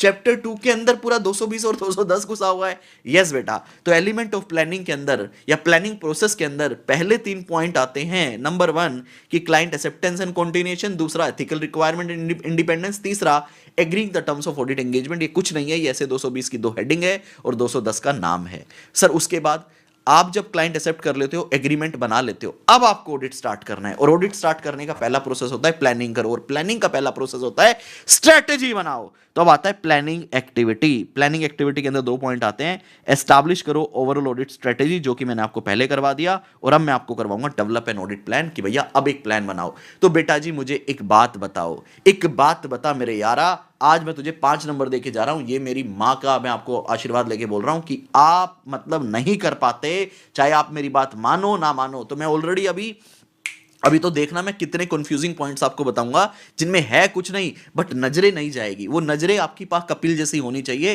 वो नजरें अगर आपके पास मेरी जैसी आ गई तो आप पकड़ लोगे, अदरवाइज नहीं। तो बेटा मेरी बात सुनिएगा, क्या आपके पेपर में अगर क्वेश्चन आता एलिमेंट ऑफ प्लानिंग, लिख लो चाहे से क्वेश्चंस, इस कंसेप्ट के मैं क्वेश्चन अलग से लिखवा देता हूं, लिख लो फटाफट से एक जगह। अगर आपके पेपर में क्वेश्चन आता एलिमेंट ऑफ प्लानिंग, तो क्या आप आइडेंटिफाई कर पाते? मैं 15-20 क्वेश्चन तो आज आपको कंफ्यूजिंग लिखवा के चला जाऊंगा। और बताओ, क्या पेपर में क्वेश्चन आता प्लानिंग प्रोसेस, तो क्या आप आइडेंटिफाई कर पाते? आप ये पहले डिसाइड करो। मेरे हिसाब से प्लानिंग प्रोसेस आता तो कर लेते, एलिमेंट ऑफ प्लानिंग में आप पहले जाते। तो पहला तो ये डिसाइड करो कि अगर ये पेपर में क्वेश्चन आता तो क्या आप आइडेंटिफाई कर पाते कि यार एलिमेंट ऑफ प्लानिंग है वो कुछ नहीं है, प्रिलिमिनरी एंगेजमेंट एक्टिविटी है और प्लानिंग एक्टिविटी है। प्रिलिमिनरी एंगेजमेंट एक्टिविटी के अंदर क्या आएगा? क्लाइंट एक्सेप्टेंस आएगा, एथिकल रिक्वायरमेंट इंडिपेंडेंस आएगा, agreeing the terms of audit engagement आएगा, ऐसे 220 और 210। फिर प्लानिंग एक्टिविटी, 2 प्लानिंग एक्टिविटी में क्या है? Strategy, planning. हालांकि यहाँ पे एक चीज और होनी चाहिए थी, to be very frank, development of audit program. मेरे हिसाब से आईसीआई की ये गलती है। यहां पे प्लानिंग एक्टिविटी के अंदर 3 पॉइंट होने चाहिए थे, स्ट्रेटजी, प्लानिंग, प्रोग्रामिंग। सर हम लिख दें क्या? नहीं, आप मत लिखो, यहां पे प्रोग्रामिंग भी आना चाहिए था, बट आईसीआई ने कवर नहीं किया। प्लानिंग एक्टिविटी में 3 एक्टिविटी है, स्ट्रेटजी, प्लानिंग और प्रोग्रामिंग। नल्ला आईसीआई, सॉरी नल्ला, नो नो नो नो, वापस आईसीआई को नहीं बोलेंगे। जिसने भी किताब बनाई है नल्ला, ठीक है, उसको बोल सकते हैं। तो यहाँ पे प्लानिंग एक्टिविटी के अंदर 3 पॉइंट होने चाहिए थे, स्ट्रेटजी, प्लान एंड प्रोग्राम। जो कि प्रोग्राम क्या है बेटा? प्रोग्राम क्या है? प्रोग्राम मिसिंग है, हम नहीं डालेंगे। तो पेपर में अगर दूसरा क्वेश्चन आता, देखना अब आप पहले जाओगे, पेपर में क्वेश्चन ना तो एलिमेंट ऑफ प्लानिंग आएगा, ना प्लानिंग प्रोसेस आएगा, बताओ क्या आएगा? आप बताओ क्वेश्चन। आई होप आप समझ गए अब। सर ये मजा आ गया सर, मजा आ गया सर। पहले आपने रेगुलर कोर्स में चीजें समझाई, अब आप एग्जाम ओरिएंटेड सारे क्वेश्चन फोड़ रहे हो। उस टाइम पे ये सारे क्वेश्चन फोड़ता ना पहली बार में, तो आप कंफ्यूज हो जाते, आपको ना समझ आता और आप नर्वस हो जाते, वो अलग। तो बेटा धीरे धीरे दिया जाता है, धीरे धीरे, एक साथ प्रॉब्लम हो जाएगी। वीडियो तो लाइक कर दो यार, वीडियो तो लाइक कर दो यार, ऐसे मत करो यार। यस सर, अगला क्वेश्चन बनेगा प्रिलिमिनरी एंगेजमेंट एक्टिविटी और प्लानिंग से लिंक करेगा। अगला क्वेश्चन बनेगा प्रिलिमिनरी एंगेजमेंट एक्टिविटी। प्लानिंग के अंदर सर पहलेगा आपको प्लानिंग प्रोसेस में, प्लानिंग प्रोसेस या फिर वर्ड यूज करेगा एलिमेंट ऑफ प्लानिंग, और उसमें बोलेगा भाई साहब ये प्रिलिमिनरी एंगेजमेंट एक्टिविटी में क्या किया आपने, ये बताओ जरा। तो ये 220-210 का कंटेंट है। तीसरा क्वेश्चन क्या बनेगा? तीसरा क्वेश्चन सर प्लानिंग एक्टिविटी पूछ सकता है डायरेक्टली। तीसरा क्वेश्चन क्या पूछ सकता है? Planning activity. तो बेटा क्वेश्चन यहां मार्क करवा दो सर। ऊपर कितने हो गए थे? क्वेश्चन नंबर 3 हो गए थे ना। तो क्वेश्चन नंबर 3 के बाद क्वेश्चन नंबर 4 हो गया ये वाला, ये हो गया question number 4, element of planning या प्लानिंग प्रोसेस। 4A पकड़ लो इसको। क्वेश्चन नंबर 4B हो गया सर प्रिलिमिनरी एंगेजमेंट एक्टिविटी, और क्वेश्चन नंबर 4C हो गया sir planning activity. Strategy, planning, programming missing है। आई होप आप सब बच्चों को समझ आया हो। आखिरी में आप एक लिस्ट बना लेना कंफ्यूजिंग क्वेश्चन की, ठीक है, मैं आखिरी में मार्क करवाऊंगा दोबारा से। लो बेटा, अब ये मैं रीड नहीं करूंगा। प्रिलिमिनरी एंगेजमेंट एक्टिविटी के अंदर क्लाइंट एक्सेप्टेंस जो ऐसे 220 में कल किया था वही है, एथिकल रिक्वायरमेंट जो कल किया था वही है, पार्टनर की क्या रिक्वायरमेंट थी वही तीनों पॉइंट है, इन्फॉर्मेशन ऑब्टेन करो, इवैल्यूएट करो, अप्रोप्रिएट एक्शन लो। तो 220 वाला ही कंटेंट कॉपी पेस्ट है, आप चाहो तो स्किप कर सकते हो यहाँ पे 210 220 में, अगर आपने अच्छे से पढ़ रखा है तो। फिर एक आप टर्म्स ऑफ ऑडिट एंगेजमेंट बनाओगे, ये भी वही है जो 210 का पार्ट है, ठीक है। अब आता है प्लानिंग एक्टिविटी। प्लानिंग एक्टिविटी के अंदर 2 पॉइंट थे, स्ट्रेटेजी जो कि कंसेप्ट नंबर 1 में कर लिया, तो मैं आपको यहाँ पे कौन सा पढ़वाऊंगा, डेवलपमेंट ऑफ ऑडिट प्लान। बस एक पार्ट हमें करना है प्लानिंग एक्टिविटी में, डेवलपमेंट ऑफ ऑडिट प्लान, बाकी सब ऑलरेडी हो चुके हैं। ओके सर, लो जी बेटा, development of audit plan. Once the overall audit strategy has been established, an audit plan can be developed to address the various matter identified in the overall audit strategy, taking into account the need to achieve the audit objective through the efficient use of audit resources। भाई strategy बनने के बाद एक plan बना लो, basic बात। अब क्या याद करना है वही बताऊंगा, मैंने बोला ना जो याद करना है मैं अलग से बता दूंगा, बाकी रीड कर लेना। Understanding client business is one of the important principle in developing an audit plan. In fact, without adequate knowledge of client business, a proper audit is not possible। ये क्वेश्चन में आएगा बेटा, ये सब क्वेश्चन में उठा के लेके जाएगा ICAI। Gaining knowledge of client business is therefore one of the foremost requirement to develop an audit plan। सही बात है जी। अब क्या कहता है, ऐसे 300, बेटा आपको पता है ना चैप्टर 2 जो है ऑडिट प्लानिंग वो ऐसे 300 है। States that auditor shall develop an audit plan that shall include a description of, कह रहे प्लानिंग के अंदर कौन कौन सा डिस्क्रिप्शन क्या क्या ऐड करोगे, तो ये कुछ नहीं है बेटा, ये है NTE of audit procedure, NTE of further audit procedure. Sir ये क्या बक लोली है, मेरे मुंह से ना किसी दिन गाली निकल जाएगी ना तो तुम माफ कर देना मुझे। Other plan procedure, other planned procedure. तो आप जब प्लानिंग को डेवलप करोगे, क्या करेंगे, डेवलप करेंगे, तो उसके अंदर क्या क्या इंक्लूड करोगे एज ए डिस्क्रिप्शन, तो NTE of risk assessment procedure, NTE of further audit procedure, NTE of further audit procedure और अदर प्लान्ड ऑडिट प्रोसीजर। ये 3 पॉइंट आपको याद करने हैं, लर्न। और ये था तीसरा कंफ्यूजिंग क्वेश्चन आज का। सर कैसे, बेटा पहला क्वेश्चन देखो प्लानिंग का, planning should be made, planning कर रहे हैं तो उसमें क्या कवर करोगे। क्वेश्चन नंबर 1 है, क्लाइंट की नॉलेज लेंगे, एक्सपेक्टेड डिग्री देखेंगे, कंट्रोल पे कितना लगा रहे हैं, डिटरमाइन करेंगे, प्रोग्राम करेंगे, कोऑर्डिनेट करेंगे अदर के साथ। पहला कंफ्यूजिंग क्वेश्चन, तीनों को साथ रखोगे तो कंफ्यूजिंग है, अलग अलग देखोगे तो पता भी नहीं चलेगा। Planning should be made to cover among other things, पहला क्वेश्चन। दूसरा क्वेश्चन, प्रायर टू रोमम क्या देखोगे प्लानिंग में, प्लानिंग में क्या इंक्लूड करेगा, ये 5 पॉइंट। तीसरा, प्लानिंग को जब डेवलप करोगे, प्लानिंग को जब डेवलप करोगे क्या इंक्लूड करोगे डिस्क्रिप्शन में, तीसरा क्वेश्चन।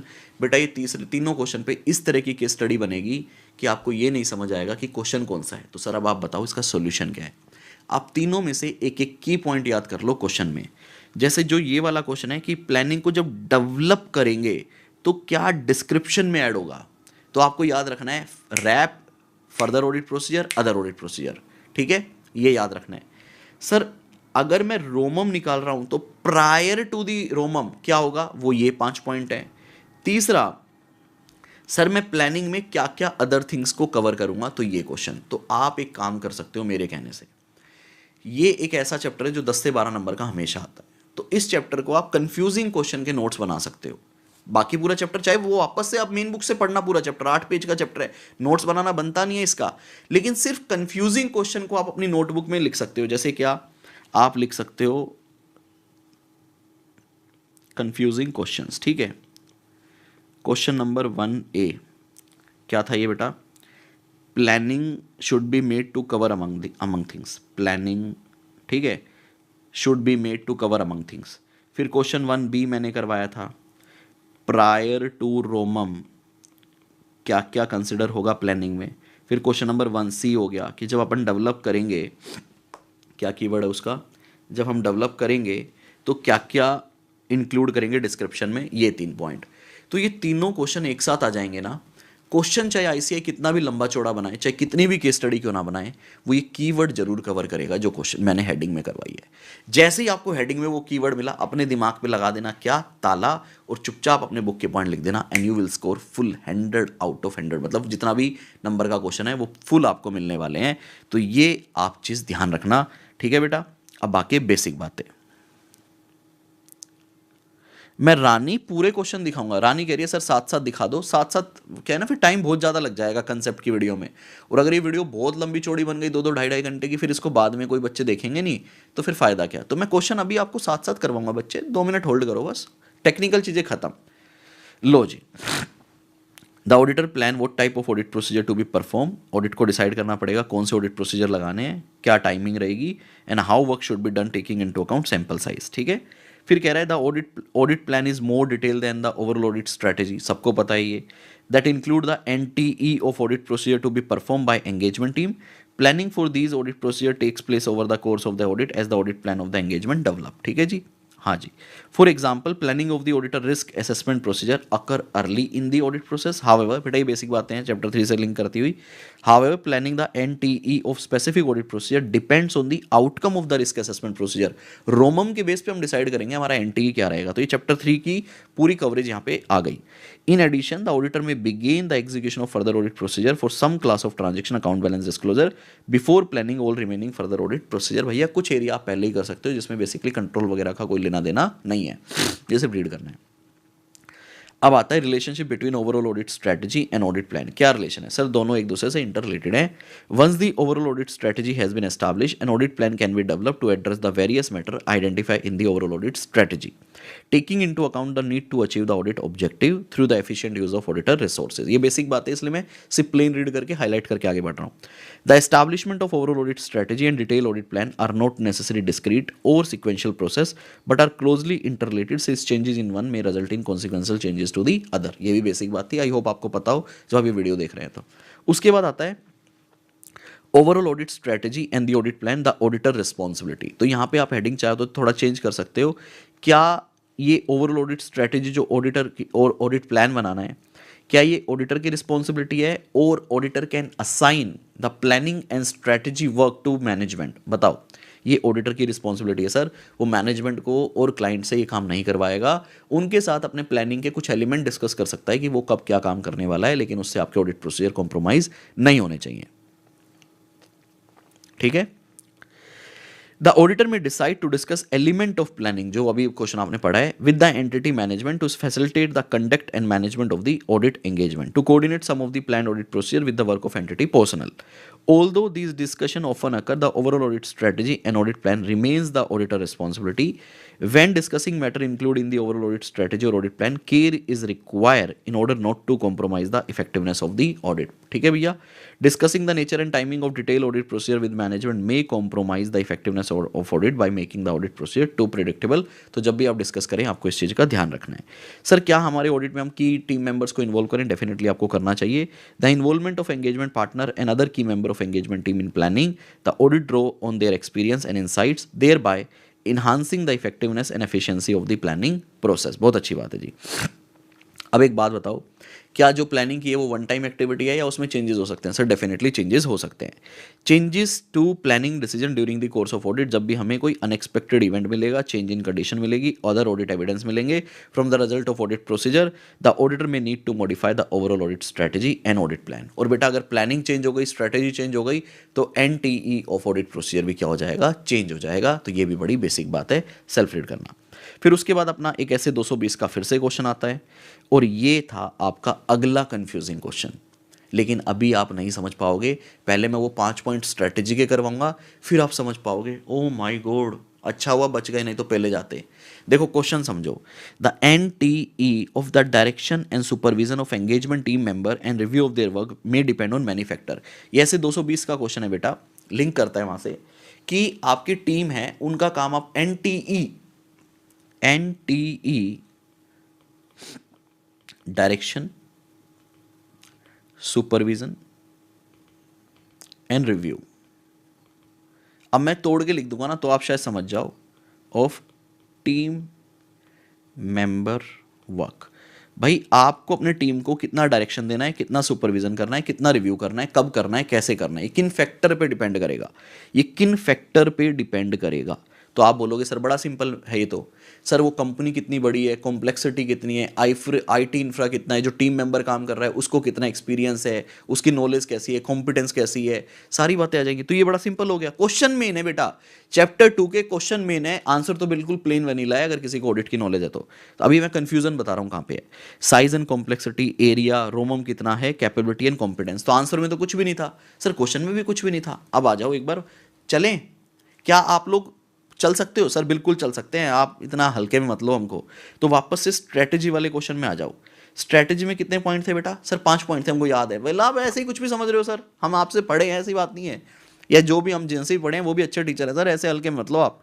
हाँ जी बेटा, वो 5 पॉइंट बताओ स्ट्रेटेजी के। सर पहला पॉइंट था स्कोप। मेरे साथ सभी बच्चे स्ट्रेटेजी के जरा 5 पॉइंट रीड करेंगे। जरा पहला पॉइंट क्या था बताना बेटा? सर पहला पॉइंट था स्कोप। दूसरा क्या था? Reporting objective. तीसरा क्या था? आपने बोलना है, मुंह से बोलना है। और कहाँ से बोलेंगे सर? अरे बोल तो। Consider the significant factors in directing the engagement team efforts. Comment करके लिखो ये वाला पॉइंट। स्ट्रैटेजी के अंदर तीसरा पॉइंट क्या है? जल्दी से कमेंट करके लिखो। Consideration of significant factor in directing the engagement team efforts. लिखो बेटा, तीसरा पॉइंट मेरे को कमेंट सेक्शन में हर बच्चा लिखेगा।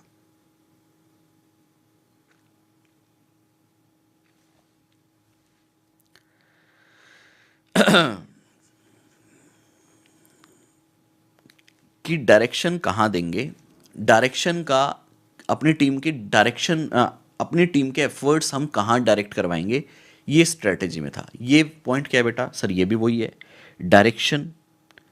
यहाँ पे भी डायरेक्शन वर्ड है कि डायरेक्शन सुपरविजन, एनटीई क्या रहेगा डायरेक्शन का। लेकिन बेटा दोनों में फ़र्क क्या है ये बताओ। सर दोनों में फ़र्क क्या है मैं बता रहा हूँ। जो स्ट्रेटेजी के अंदर है वो प्लानिंग की बात कर रहा है कि जो मेरी टीम है ना, ये मेरी जो टीम है, मैं कैसे इनको डायरेक्ट करूं कि कहां पे कितना काम करना है। बेटा बात समझना, स्ट्रेटेजी का जो क्वेश्चन है अभी उसका आंसर अपन देखेंगे। स्ट्रेटेजी के अंदर जो डायरेक्शन का क्वेश्चन है कि भाई आप अपने टीम के एफर्ट्स को कहां डायरेक्ट करोगे, ये देखो। तो वो क्वेश्चन क्या है कि भाई मेरे पास टीम है, मैं इनके एफर्ट्स कहां डाइवर्ट करूं, कहां इनको डायरेक्शन दूं कि भाई ये काम करना है, ये काम करना है, ये काम करना है। वो क्वेश्चन वो है। फिर ये क्या है? सर इसमें आपकी टीम काम कर चुकी है, इसमें आपकी टीम का काम कर चुकी है, अब आपको उसका काम रिव्यू करना है, उसको डायरेक्ट करना है। वो काम पे ऑलरेडी असाइंड है, वो काम पे ऑलरेडी असाइंड है। अब आपको ये देखना है कि इसको काम, इसको कैसे डायरेक्ट करूं, इसके काम को कैसे सुपरवाइज करूं, कितना रिव्यू करूं। तो ये है कि आप अपनी टीम को कितना डायरेक्शन देंगे, सुपरविजन देंगे, रिव्यू करेंगे। तो यहां पे बेटा वर्क की बात हो रही है। यहां पे किसकी बात हो रही है? वर्क की बात हो रही है। और स्ट्रेटेजी के अंदर किसकी बात हो रही है? सर उनके एफर्ट्स कहां लगाने हैं। यहां पे उनके एफर्ट्स कहां लगाने हैं, मतलब प्लानिंग चल रही है कि उनसे काम कहां करवाना है, और यहां पे वो काम कर रहे हैं। तो मैं हिंदी में भी लिख देता हूं। स्ट्रेटेजी में क्या डिसाइड करते हो? एफर्ट्स कहां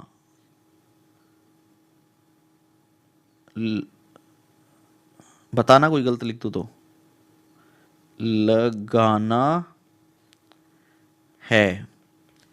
एफर्ट्स कहां लगाना है, ठीक है, उसकी डायरेक्शन। यह आज का दूसरा कंफ्यूजिंग क्वेश्चन, ठीक है। यहां पे काम चल रहा है, कितना चेक करना है। इसको मैं हिंदी में कैसे लिखूं? Direction super, NT of direction supervision of review of work. काम को कितना रिव्यू करना है, ठीक है। काम को कितना रिव्यू करना है और कितना उनको गाइड करना है, कितना उनको डायरेक्ट करना है और कितना उनको सुपरवाइज करना है। ऐसे 220 बेटा दोनों क्वेश्चन देखो। काफ़ी बच्चों को हो सकता है ये वाला क्वेश्चन पहले से पता हो, तो मैं कमेंट में ये भी जानना चाहूँगा। मैं ज़बरदस्ती इतना टाइम लगा रहा हूँ क्योंकि भाई वो इसलिए लगाना पड़ रहा है, 10 से 12 नंबर का आएगा।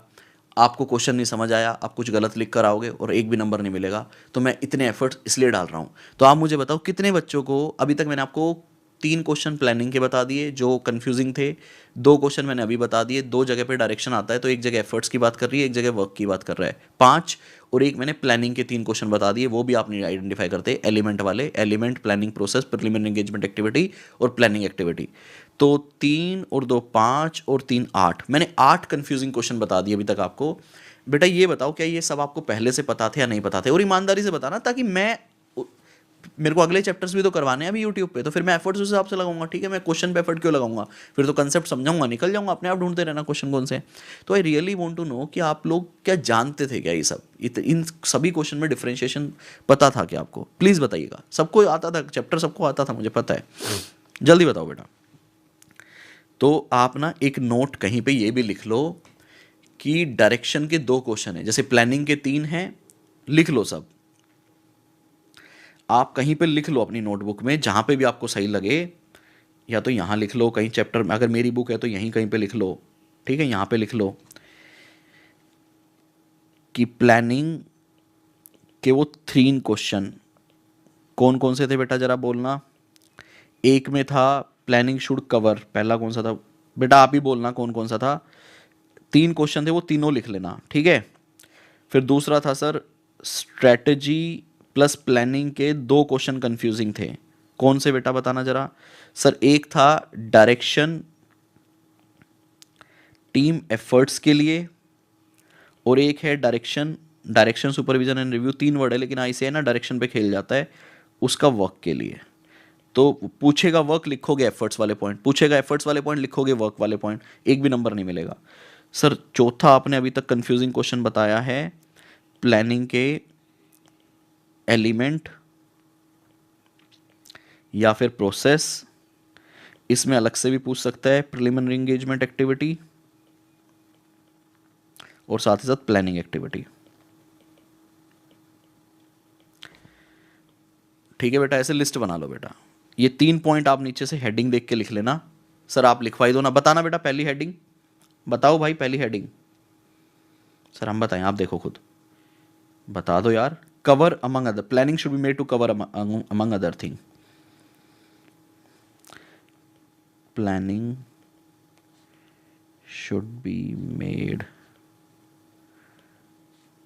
टू कवर, तो कवर जो है मेरे लिए कीवर्ड हो गया। दूसरा क्या था भाई, दूसरा क्या था, बिफोर प्रायर टू रोमम, जितना मेरे को याद है प्रायर टू रोमम एक्टिविटी क्या क्या करोगे या फैक्टर्स। तीसरा बताना मेरे भाई, तीसरा डेवलप पे था, डेवलप करोगे तो क्या क्या कवर करोगे, यहाँ पे भी साला कवर, यहाँ पे भी कवर।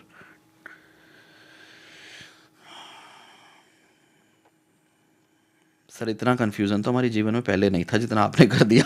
ये कंफ्यूजन बेटा फायदेमंद रहेगा, लेकिन ये रहा develop include description. Sir develop that include description of,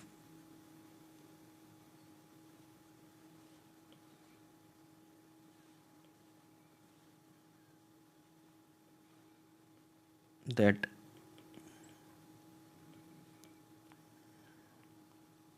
description of. ये 3 क्वेश्चन ही हो गए, डिस्क्रिप्शन के 2 क्वेश्चन हो गए और एलिमेंट हो गए।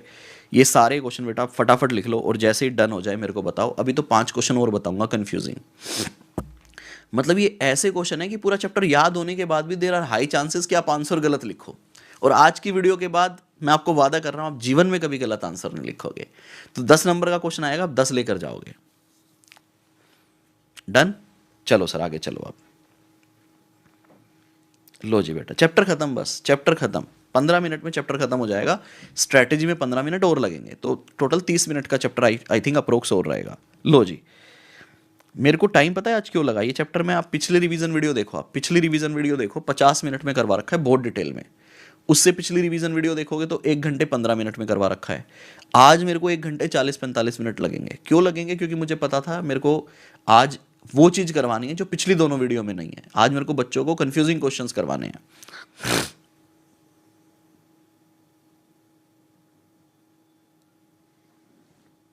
प्रिया बेटा आप ऐसा बोल भी कैसे सकते हो मेरे को, यूट्यूब पे वीडियो है आप बाद में देख लो, मतलब मैं आपके लिए एक बच्चे के लिए सबका स्केड्यूल ख़राब कर दूँ। लो जी बेटा, बेटा अब धीरे धीरे क्लास 3 साढ़े 3 घंटे भी चलेगी। जो आइटम ऑफ फाइनेंशियल स्टेटमेंट आएगा, बैंक ऑडिट आएगा, एंटिटी आएगा, तुमको लगता है वो 2 घंटे में होने वाले चैप्टर हैं? उनमें 3 3 साढ़े 3 3 घंटे भी पढ़ाना है मुझे भाई। बहन सॉरी, दूसरों की। सर आपकी भी तो बहन हो, ओके बहन, मना थोड़ी ना कर रहा हूँ। लो जी बेटा, सर क्या हम की एंगेजमेंट टीम को इन्वॉल्व करें हमारी प्लानिंग एक्टिविटी के अंदर? सर बिल्कुल करना चाहिए, उससे टीम को भी इंसाइट्स पता चलते हैं और एफिशिएंसी और इफेक्टिवनेस बढ़ती है। बेटा प्लेन रीड करो। The engagement partner and other key member of the engagement team shall be involve in planning the audit including planning and participating in the discussion among engagement team members. The involvement of engagement team partner and other key member of engagement team in planning the audit draw on their experience and insights, thereby enhancing the effectiveness and efficiency of the planning process. Detail में हम question bank में देखेंगे इस तरह के question. क्या management के साथ डिस्कस कर सकते हैं? ये ऑलरेडी आ चुका है, छोड़ दो। ये था बेटा मेरा प्लानिंग और स्ट्रैटेजी। आई होप आपको समझ आया हो। प्रोग्रामिंग बहुत आसान कंसेप्ट है, क्योंकि मैंने आपको प्रोग्राम ड्रॉ करके बता ही दिया था। प्रोग्रामिंग क्या है भैया? एक आप जो भी काम करने वाले हो उसको डिटेल में एक प्रोग्राम बना के टीम को दे दो। तो प्रोग्रामिंग तो हद आसान कंसेप्ट है, फटाफट से 5 6 मिनट में हो जाएगा पूरा कंसेप्ट। आ जाओ। लो जी, प्रोग्रामिंग मतलब पूरी एक चेकलिस्ट बना के दे दी आपने। तो इसके क्वेश्चन 1 बाय 1 डिस्कस करते हुए चलते हैं। मैं पहले ऐसा नहीं कर रहा, पहले पूरा डिस्कस करूं और फिर आपको बताऊं। तो क्या कहता है देखिए, an audit program consist of a series of verification procedure to be apply to the financial statement and accounts of a given company for the purpose of obtaining sufficient appropriate audit evidence to enable the auditor to express an informed opinion on such statement. ठीक है जी, programme के अंदर हमने सारे questions वगैरह लिख लिए, जिसके बेस पे हम ऑडिट प्रोसीजर लगाएंगे, एविडेंस ऑब्टेन करेंगे और ओपिनियन ड्रॉ करेंगे। अब पहला क्वेश्चन आता है बेटा, क्या एक प्रोग्राम बना के रख दें? क्या पॉसिबल है? नहीं सर। प्रोग्राम जो है, चाहे वो आप रिलायंस का या एयरटेल का ही ऑडिट क्यों ना कर रहे हो, हमें time to time program update करते रहना पड़ेगा, क्योंकि बिजनेस में चेंजेस होते हैं। अच्छा, क्या एयरटेल के ऑडिट प्रोग्राम को मैं रिलायंस पे लगा दूं? सर कैसी बात कर रहे हो, नेचर ऑफ बिजनेस अलग है, रिस्क अलग है, इंटरनल कंट्रोल अलग है। तो एक कंपनी का प्रोग्राम दूसरे क्लाइंट पे नहीं जा सकता। एक ही कंपनी का प्रोग्राम जैसे एयरटेल का आप हर साल यूज़ नहीं कर सकते, आपको अपडेट करना पड़ेगा। सर बैटरी डाउन हो गई है, प्लीज़ चेंज कर दो। कर देते हैं, 2 मिनट दो। पहले एक लाइन पढ़ लो ये। Business vary in nature, size, and composition. Work which is suitable to one business may not be suitable to others. Efficiency and operation of internal control and the exact nature of service to be rendered by the auditor are the other factors that vary from assignment to assignment. On account of such variation, evolving one audit program applicable to all business under all circumstance is not applicable. Paper में अगर case study आएगी तो इतना हो गया main content, बाकी question को copy paste करना और अपना कंक्लूजन फ्रेम करना। ठीक है जी? हाँ जी। The assistant engage be encourage to keep an open mind. Rani को हमने प्रोग्राम बना के दिया था, याद है? अब रानी को मैंने प्रोग्राम बना दिया, रानी बेटा ये काम करना है। अब रानी गई सिर्फ वही काम कर रही है, ऊपर से अपना दिमाग लगा ही नहीं रही। क्लाइंट के वहाँ पे कुछ और देखना चाहिए, देख ही नहीं रही। तो असिस्टेंट जो रानी है उसको हम बोलेंगे बेटा अपना ये जो दिमाग है खुला रखना, और कुछ मिले तो हमें बताना।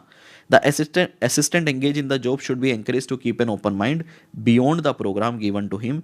He should be instructed to note and report significant matter coming to his notice to his senior or to the partner or proprietor of the firm for the doing the audit. चलो sir, अब लेते हैं एक 5 minute का break. Battery भी down हो गई है।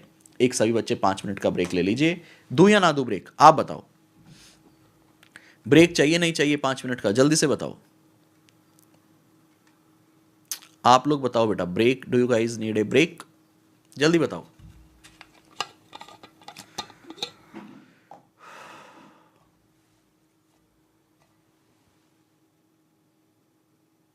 ठीक है आरुषि, मैं आपको आज ही दे दूंगा।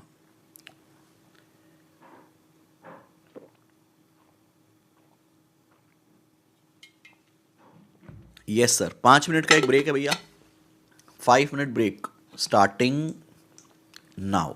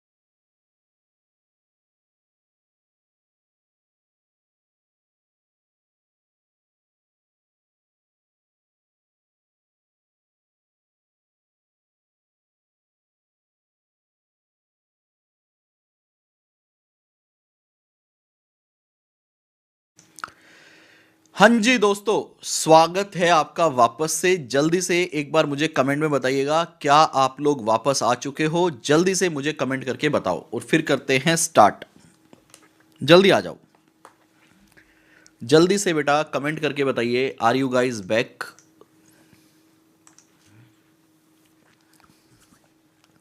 Waiting for your comment.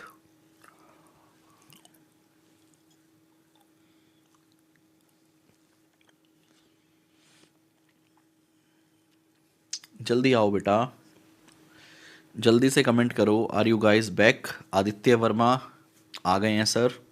Yes sir. लो जी, अगला पॉइंट देखिए क्या कहता है। Periodic review of the audit program. कि आप जो ऑडिट प्रोग्राम बना रहे हैं, ये ऐसा नहीं कि आपने एक प्रोग्राम बना दिया और यही प्रोग्राम आपका सालों साल चलता रहेगा। नहीं, ऐसा नहीं होगा। आपको पीरियोडिक रिव्यू करना है। तो ये क्वेश्चन भी ना एक काफ़ी अच्छा क्वेश्चन है। मतलब अभी तो मैं क्वेश्चन बैंक में मार्क करवाऊंगा, इंपॉर्टेंट तो बुक में रहने देते हैं। तो उसका पीरियोडिक रिव्यू करते रहना है। There should be a periodic review of the audit program to assess whether the same continue to be adequate for obtaining requisite knowledge and evidence about the transaction. Unless this is done, any changes in the business policy, business में change हो रहा है, आप update ही नहीं कर रहे हो, of the client may not be adequately known and consequently audit work may be carried on the basis of an obsolete program, and for this negligence the whole audit may be held as a negligently conducted and auditor may have to face the legal consequences. ये बड़ा plane था। फिर नीचे example भी दे रहा है कि मान लो किसी आप फाइनेंसिंग हाउस का ऑडिट कर रहे हैं। पढ़ देता हूँ। If the audit program for the audit of a branch of a financing house drawn up a number of year ago, आपने 3-4 साल पहले बनाया था, 2-3 साल पहले बनाया था, fails to take into consideration that the previous policy of financing of a vehicle has been changed to financing of real estate acquisition. अब भैया उन्होंने व्हीकल की जगह रियल एस्टेट एक्विजिशन फाइनेंसिंग करना चालू कर दिया। The whole audit conducting the under would be entirely misdirected and may even result into nothing more than a farce. मतलब वेस्ट हो जाएगा पूरा, आपका सब कुछ खराब हो जाएगा और उसकी वजह से आपका लीगल कॉन्सिक्वेंसेज भी आपको देखने को मिल सकते हैं। तो ये था एक बड़ा सिंपल सा पॉइंट। उसके बाद कहता है construction of an audit program. अब आपको एक ऑडिट प्रोग्राम कंस्ट्रक्ट करना है, जैसे मैंने आपको कंस्ट्रक्ट करके दिखाया था। तो इसमें कुछ बातें तो बेसिकली बोलता है कि आप ऑडिट प्लानिंग कमेंस करेंगे on the basis of previous year. ठीक है जी, जैसे प्रीवियस ईयर का कंक्लूजन होगा। साथ ही साथ जब मैं प्लानिंग बनाऊंगा तो मेरे को डिसाइड करना पड़ेगा क्या हम इंटरनल कंट्रोल बेस्ड ऑडिट करने वाले हैं, non internal control line strategy. तो अगले पॉइंट में बोलता है कि आप ये डिसाइड करोगे कि आप इंटरनल कंट्रोल पे रिलाई करने वाले हो या नहीं करने वाले हो। तीसरे में बोलता है कि आपको टाइमिंग भी डिसाइड करनी पड़ेगी, कौन सा काम कब करना है, क्योंकि फिजिकल वेरिफिकेशन तो 31 मार्च को ही करना पड़ेगा। तो वहाँ पे फ्लेक्सिबिलिटी, और कुछ एरिया में फ्लेक्सिबिलिटी है। तो कुछ क्या कह रहा है फिर तीसरे में, क्या कह रहा है कि नॉर्मली ऑडिटर के पास ना फ्लेक्सिबिलिटी होती है डिसाइड करने के लिए कि कब क्या करना है। However in some area the auditor has no description as to the timing. तो ये तो 3 बेसिक बातें हुई कि जो प्रोग्राम बनेगा वो लास्ट ईयर के प्रीवियस ईयर के कंक्लूजन के बेस पे बनेगा। हम डिसाइड करेंगे कि हमें इंटरनल कंट्रोल पे रिलाई करना है नहीं करना है, और टाइमिंग क्या रहेगी ऑडिट प्रोसीजर की। अब आते हैं प्रोग्राम कंस्ट्रक्शन का मेन क्वेश्चन, ये है जो आपको लर्न करना है, ऊपर वाला रीड करना है। For the purpose of program construction the following point should be kept in mind. भैया क्या? नंबर 1, जो प्रोग्राम है जो हमने स्ट्रैटेजी में देखा था स्कोप, उसके हिसाब से होना चाहिए। रिटर्न ऑडिट प्रोग्राम होना चाहिए, यहाँ मैं ज़्यादा नहीं समझाऊंगा। ठीक है, आपको ऑडिटर के सीनियर बंदे को डिसाइड करना पड़ेगा कि आउट ऑफ 10 बेस्ट एविडेंस कौन सा होगा। Determine the evidence reasonably available and identify the best evidence for driving the necessary satisfaction.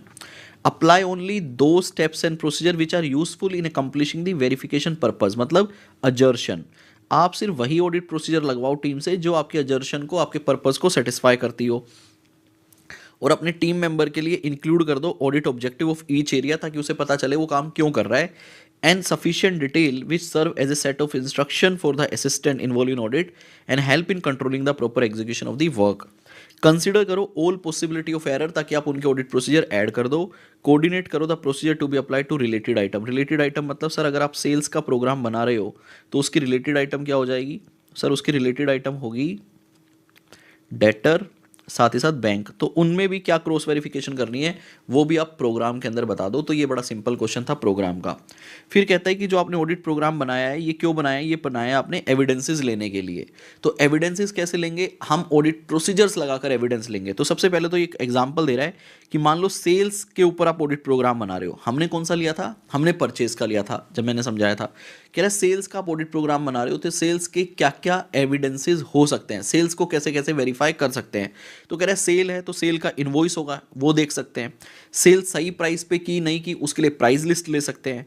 Client का फॉरवर्डिंग नोट ले सकते हैं। सेल की है तो इन्वेंट्री इशू हुई होगी, वो देख लेते हैं। इन्वेंट्री सेक्शन में जाके सेल्स मैनेजर के एडवाइस दे सकते हैं, देख सकते हैं जो बोल रहे हैं भैया माल दे दो। Acknowledgement of receipt of goods देख सकते हैं, भाई कस्टमर के पास जब गुड्स गया होगा तो उसने रिसीव किया होगा, साथ ही साथ पैसा आया होगा, पैसा देख सकते हैं। तो इन्होंने क्या किया, एक वेराइटी ऑफ एविडेंसेस आपको दिखा दी एग्जाम्पल के फॉर्म में कि जब आप सेल को वेरीफाई करोगे तो क्या क्या एविडेंसेस हो सकते हैं।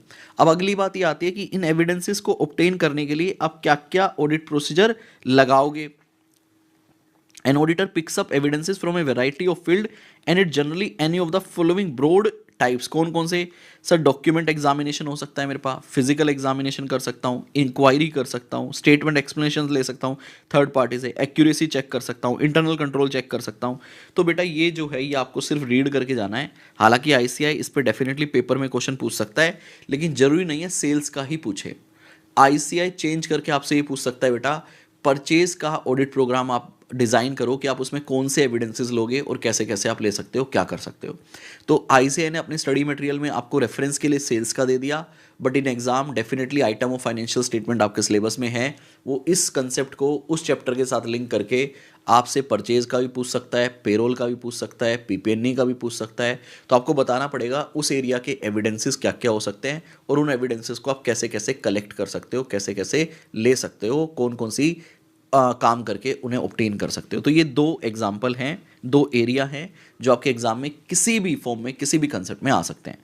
अगला क्वेश्चन बेटा मुझे लगता भी नहीं मुझे करवाना चाहिए, सुपर इंपॉर्टेंट फॉर एग्जाम। तो एग्जाम एंगल से बात करें तो सुपर इंपॉर्टेंट है, बट जनरल है कि जो प्रोग्राम बना रहे हैं सर इसकी एडवांटेज और डिसएडवांटेज क्या होगी। तो एडवांटेज क्या होगी सर, आपने देखो सब कुछ क्लियर लिख के दे दिया रानी को, तो अब रानी के लिए ना एक क्लियर सेट ऑफ इंस्ट्रक्शन आ गई, तो वो अपना काम आराम से कर सकती है।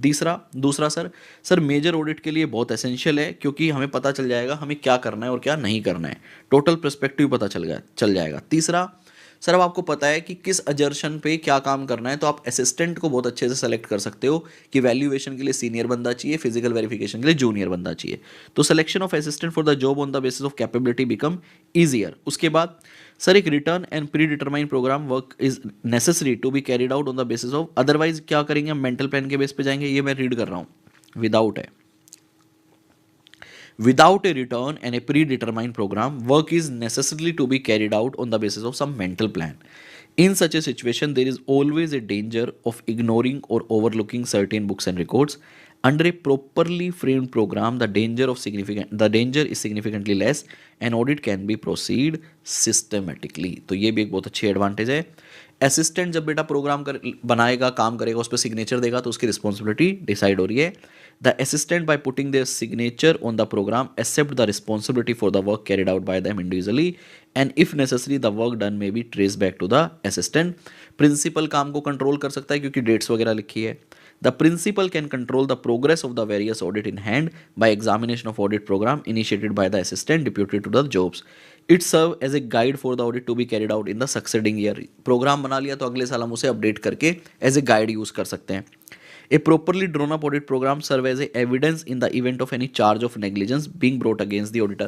अगर कल को हमारे अगेंस्ट कोई केस आ गया कि तुमने अपना काम सही से नहीं किया, तो हम प्रोग्राम दिखा सकते हैं, भाई साहब देखो हमने ये सारी एजर्शन सेटिस्फाई की है, इसके लिए ये ऑडिट प्रोसीजर लगाए हैं, ये एविडेंस ऑब्टेन किया है, क्लाइंट से ये बंदा रिस्पॉन्सिबल था, हमारी टीम से ये रिस्पॉन्सिबल था, इस डेट पे हमने ये सारा काम कंप्लीट किया है, बाकी हम डिटेल वर्क पेपर भी दिखाने के लिए तैयार हैं। तो कल को कोई भी नेग्लिजेंस चार्ज आता है तो उसके अगेंस्ट भी ये एज ए एविडेंस और सेफगार्ड का काम करता है। इसकी कुछ लिमिटेशन भी है। लिमिटेशन क्या है सर आपने सब कुछ लिख के दे दिया तो हो सकता है जो रानी है वो अपना दिमाग ही ना लगाए। The work may become mechanical and particularly part of the program may be carried out without understanding of the object. हो सकता है बस वो काम करते उसे पता ही ना चले कि वो कर क्या रही है। The program often tends to become rigid and inflexible following set growth. The business may change in its operation of conduct, but the old program may still be carried on. Changes in staff or internal control may render precaution necessary at point different from those originally decided. ये already आपने main question में भी पढ़ा है कि जो programme है वो कॉन्टिन्यूस रिव्यू होना चाहिए, अपडेट होना चाहिए, अदरवाइज आप ऑब्सोलीट प्रोग्राम के बेस पे काम कर दोगे। अब आता है इनएफिशिएंट असिस्टेंट के ऊपर एक पॉइंट। जो इनएफिशिएंट असिस्टेंट होते हैं वो इसका शेल्टर ले सकते हैं बिहाइंड द प्रोग्राम। वो अपनी डेफिशिएंसीज को डिफेंड करेंगे in their work on the ground that no instruction in the matter of the content therein, कि भैया प्रोग्राम में आपने ऐसा लिखा नहीं था तो हमने किया नहीं तो हमारी इसमें कोई गलती नहीं है। इसी के अगेंस्ट एक लिखा है, a hard and fast audit program may kill the initiative of an efficient and enterprising assistant. वो ज़्यादा करने से डरेगा कि सर ने तो बोला है बस इतना ही करना है, तो जो अच्छा असिस्टेंट है वो कहेगा यार मैं ज़्यादा नहीं करता हूँ नहीं तो पेला जाऊँगा। तो इसके कुछ एडवांटेज डिसएडवांटेज हैं, ये डेफिनेटली आपको लर्न करना है बेटा। आईसीए का फेवरेट क्वेश्चन है, इसमें कोई डाउट नहीं है। तो अब हमारा ये बेटा इससे 220 है, वापस से 220 है कि आपने क्वालिटी कंट्रोल करना है, audit of work delegating and supervision of audit work. तो ये मैं डायरेक्टली क्वेश्चन बैंक में मार्क करवा दूंगा। ऐसे 220 का क्वेश्चन है कि किस बंदे को कितना काम दोगे, कैसे रिव्यू करोगे, वो वाला क्वेश्चन है। अब चलते हैं पहले क्वेश्चन पे जिसको मेरे को तसल्ली से करवाना है, और वही आज का काइंड ऑफ सबसे इंपॉर्टेंट क्वेश्चन भी था, और आई से वहाँ से बहुत सारे कंफ्यूजिंग क्वेश्चन भी पूछता है। सभी बच्चों ने ये वाले कंफ्यूजिंग क्वेश्चन लिख लिए ना भाई? सभी स्टूडेंट्स ने ये वाले कंफ्यूजिंग क्वेश्चन सारे लिख लिए हैं? बताओ, ताकि मैं आपको अब एक नेक्स्ट लेवल पे ले जाऊं। जल्दी बता दो। सर क्लास कितनी देर में खत्म होगी, कुछ बच्चे पूछना चाह रहे हैं। अभी 15 मिनट में खत्म हो जाएगी, उसके बाद मैं 1 घंटे का ब्रेक दूंगा। मैं भी ब्रेकफास्ट करूंगा, आप भी ब्रेकफास्ट करना, थोड़ा सा रेस्ट करेंगे, और फिर 1 घंटे का क्वेश्चन बैंक वीडियो दोबारा होगा। सर 1 घंटे का क्वेश्चन बैंक? भाई बताया ना 10 से 12 नंबर का आता है, तो आईसीआई ने भी 30 से ज़्यादा क्वेश्चन दिए तुम्हारी मारने के लिए। तो 1 घंटे का क्वेश्चन बैंक का वीडियो आएगा, उसमें मैं कुछ नहीं कर सकता। आप देखना चाहो देखो, नहीं देखना चाहो मत देखो। सर आपका क्या कहना है?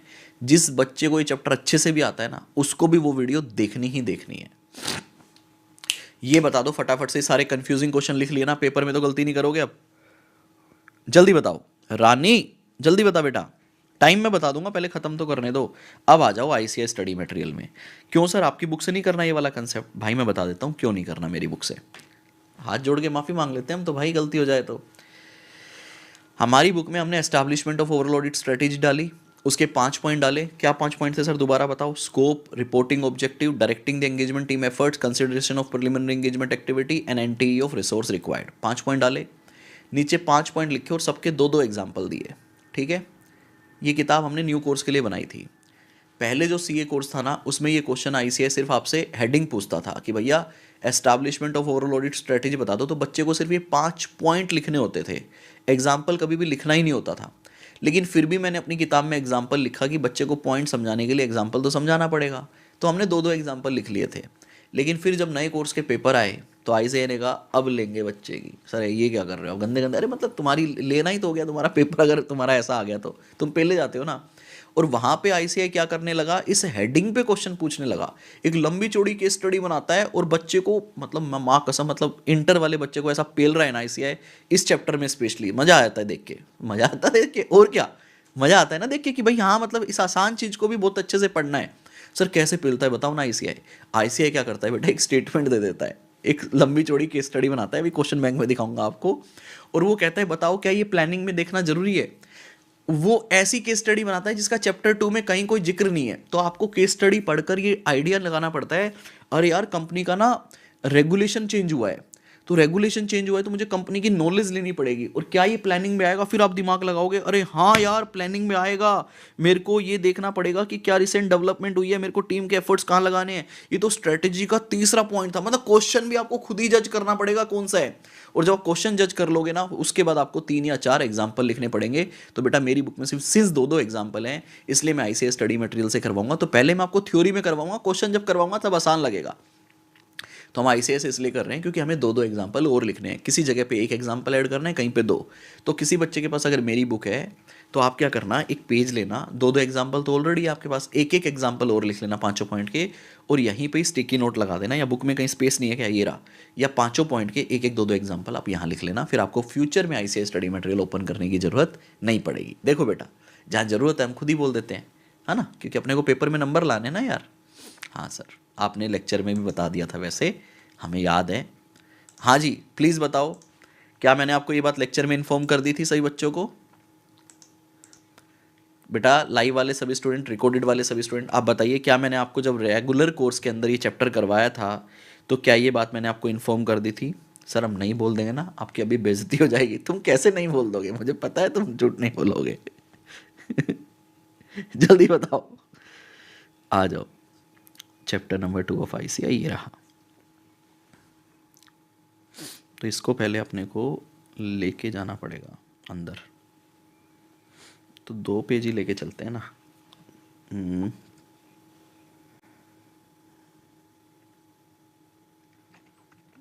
एक तो आईसीआई ने इतना इतना रायता फैला रखा है, पहले प्लानिंग की बात करता है, बीच में कहीं स्ट्रेटेजी की बात करता है। ये चैप्टर आईसीआई ने इतना गंदा भाइया डिज़ाइन किया हुआ है जिसकी कोई हद नहीं है। हाँ ये रहा, पेज नंबर 9 से 13 14 तक ले लेते हैं।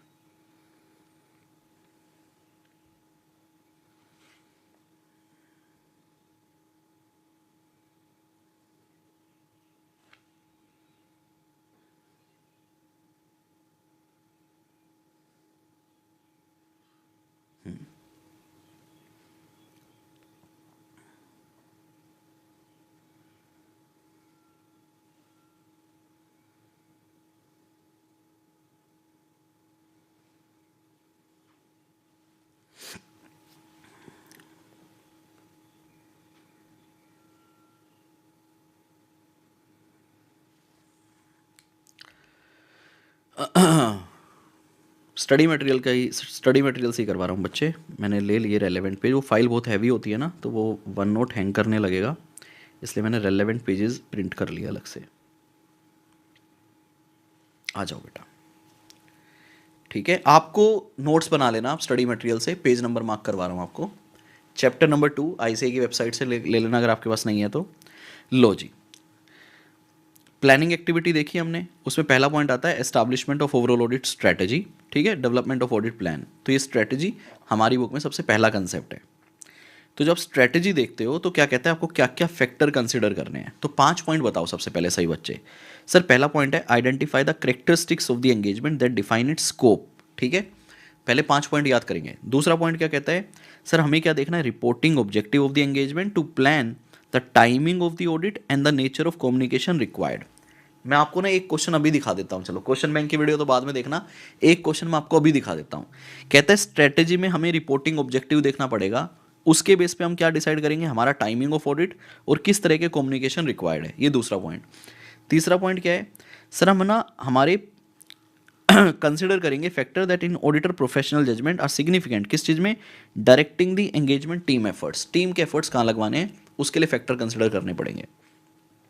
चौथा पॉइंट, सर हमें प्रिलिमिनरी एंगेजमेंट एक्टिविटी भी देखनी पड़ेगी, consider the result of preliminary engagement activity and where applicable whether knowledge gain on other engagement perform by the engagement partner of the entity is relevant or not, ठीक है जी।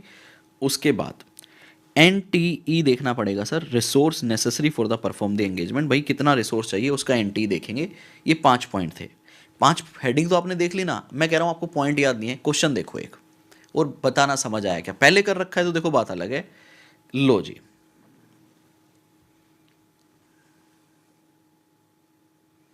मैं अब आपको दिखा रहा हूं चैप्टर नंबर 2 क्वेश्चन बैंक, मेरे को बताना ईमानदारी से समझ आया क्या, ठीक है। मतलब पहले कर रखा होगा तो ऑब्वियसली मैंने आपको करवा रखा है बेटा। ये क्वेश्चन देखो आप, ना तुम्हारी फट के 4 हो जाए ना तो मुझे बताना, अगर जिसने पहले पढ़ रखा है तो बात अलग है। ये क्वेश्चन पढ़ के बताओ क्या पूछ रहे हैं। मैं जम्पशन ले रहा हूँ कि आपको अंदर के सारे पॉइंट भी याद है, सब कुछ याद है, आपको चैप्टर 2 पूरा याद है। ये क्वेश्चन आपके सामने पेपर में आ गया, और ये कब आया है, MTP सीरीज 1 में आया है जुलाई 24 में, और इस तरह का क्वेश्चन 100% पेपर में आना ही आना है, चाहे आज आए कल आए, वो कभी भी आए, और ये आपकी फाड़ के 4 नहीं 40 कर देगा बेटा। बताओ जरा कैसा है क्वेश्चन, समझो, समझ आ रहा है क्या।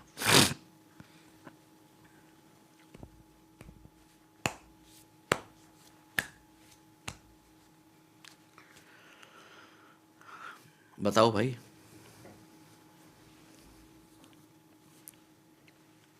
मैं पढ़ता हूं आपके लिए। Subodh has recently join an audit firm as an article clerk. अभी पूरा क्वेश्चन बैंक 1 घंटे बाद करेंगे ब्रेक लेके। He was in the process of assembling audit working paper. Answer important नहीं है, क्वेश्चन इंपॉर्टेंट है, याद रखना। इन audit file of COP limited. तो अभी तक आपको लग रहा है यार ऐसे 230 का क्वेश्चन है ऑडिट डॉक्यूमेंटेशन का। As per the instruction of the senior while assembling he notice following working paper in an audit file, timing of audit activity. तो बेटा इतना अगर कोई भी पढ़ेगा ना, वो बच्चा कहेगा समझ गया भाई, ये तो ऐसे 230 का क्वेश्चन है, ठीक है, इतना ही, ऐसा ही लग रहा है, assembly of final audit file, ऐसा फील आ रहा है पेपर में ना, मैं क्या बोलूँ, मेरे पास वर्ड नहीं आ रहे।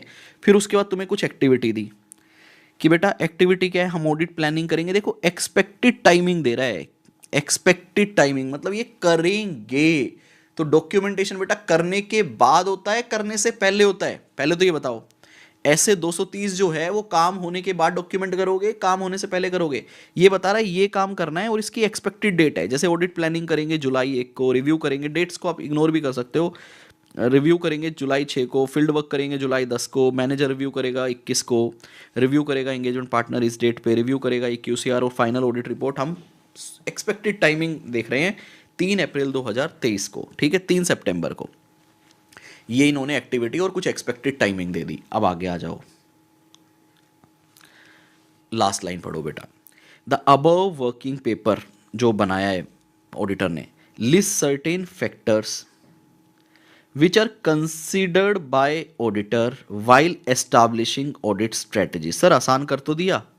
अरे भाई ये बहुत मुश्किल क्वेश्चन है, अभी मैं करवा रहा हूँ इसलिए आसान लग रहा है तुमको। सर ये अबव फैक्टर को कंसिडर करेंगे जब आप एस्टैब्लिश करोगे ऑडिट स्ट्रेटेजी। तो सिंपल हो गया सर, ऑडिट स्ट्रेटेजी एस्टैब्लिशमेंट वाला क्वेश्चन है। अभी आगे पढ़ो। Explain how this consideration highlighted in above working paper could have help the auditor. ये ऊपर वाली वर्किंग बताओ ऑडिटर को कैसे हेल्प हुई थी। अब आप मेरे को दो चीज़ें बताओ। अब यहाँ पे आपको establishment of overall audit strategy दिख गई, भाई आप कंसिडर करते हो, तो क्या इसमें आप establishment of overall audit strategy के 5 पॉइंट लिख दोगे, या आप इसमें कोई 5 में से किसी एक पॉइंट को लिखोगे और उसके एग्जाम्पल लिखोगे? आप ये बताओ। मैं चैप्टर 2 पे रहता हूँ फिलहाल, बताओ भाई जल्दी बताओ। अब मैं देखता हूँ कौन बच्चा बताता है। इस क्वेश्चन को पढ़ लिया, ये कह रहा है भैया ऑडिट स्ट्रेटेजी में आप कुछ कंसिडर करोगे, क्या कंसिडर करोगे वो बताना है, और हेल्पफुल वाला जनरल क्वेश्चन उसको छोड़ देते हैं। तो क्या कंसिडर करोगे वो आपने बताना है, और मैं आ गया यहाँ पे अपनी किताब में आ जाता हूँ। चलो अब आप मुझे 5 पॉइंट में से बताओ कौन सा पॉइंट आप लेके जाओगे। ये रहे 5 पॉइंट। अभी तो बेटा मैंने स्टार्ट किया ही समझाना, अभी तो मैं समझाऊंगा भी, मैंने समझाया नहीं है। अब इसमें से कौन सा आएगा ये बता दो। ये 5 पॉइंट में से कौन सा पॉइंट पे ये क्वेश्चन है? सर हम 5 लिख देंगे, एक भी नंबर नहीं मिलेगा।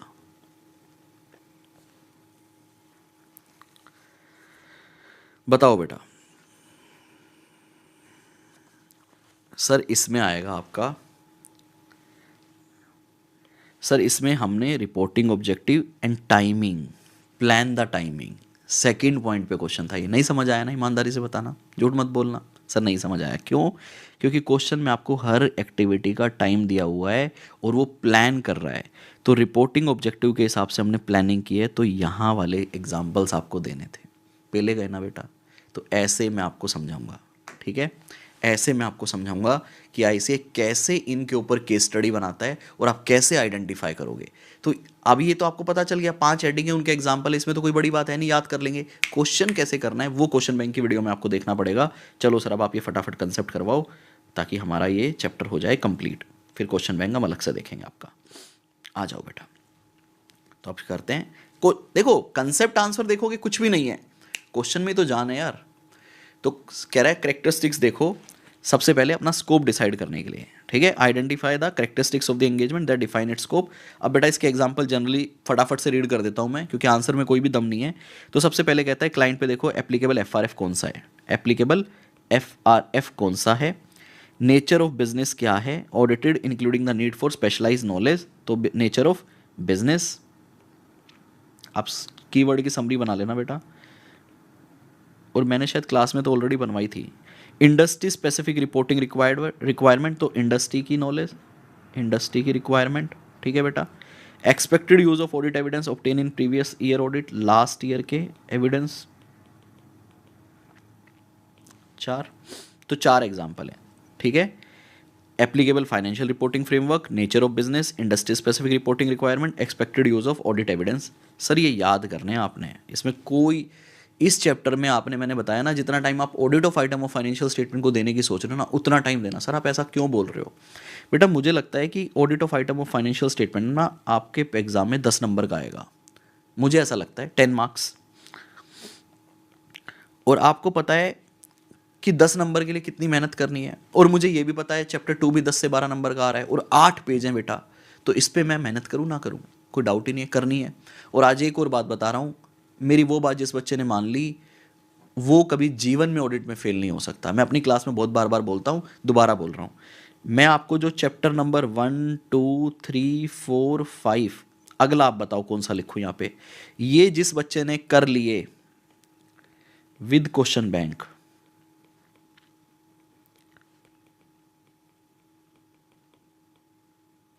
किसी का बाप फेल नहीं कर सकता आपको।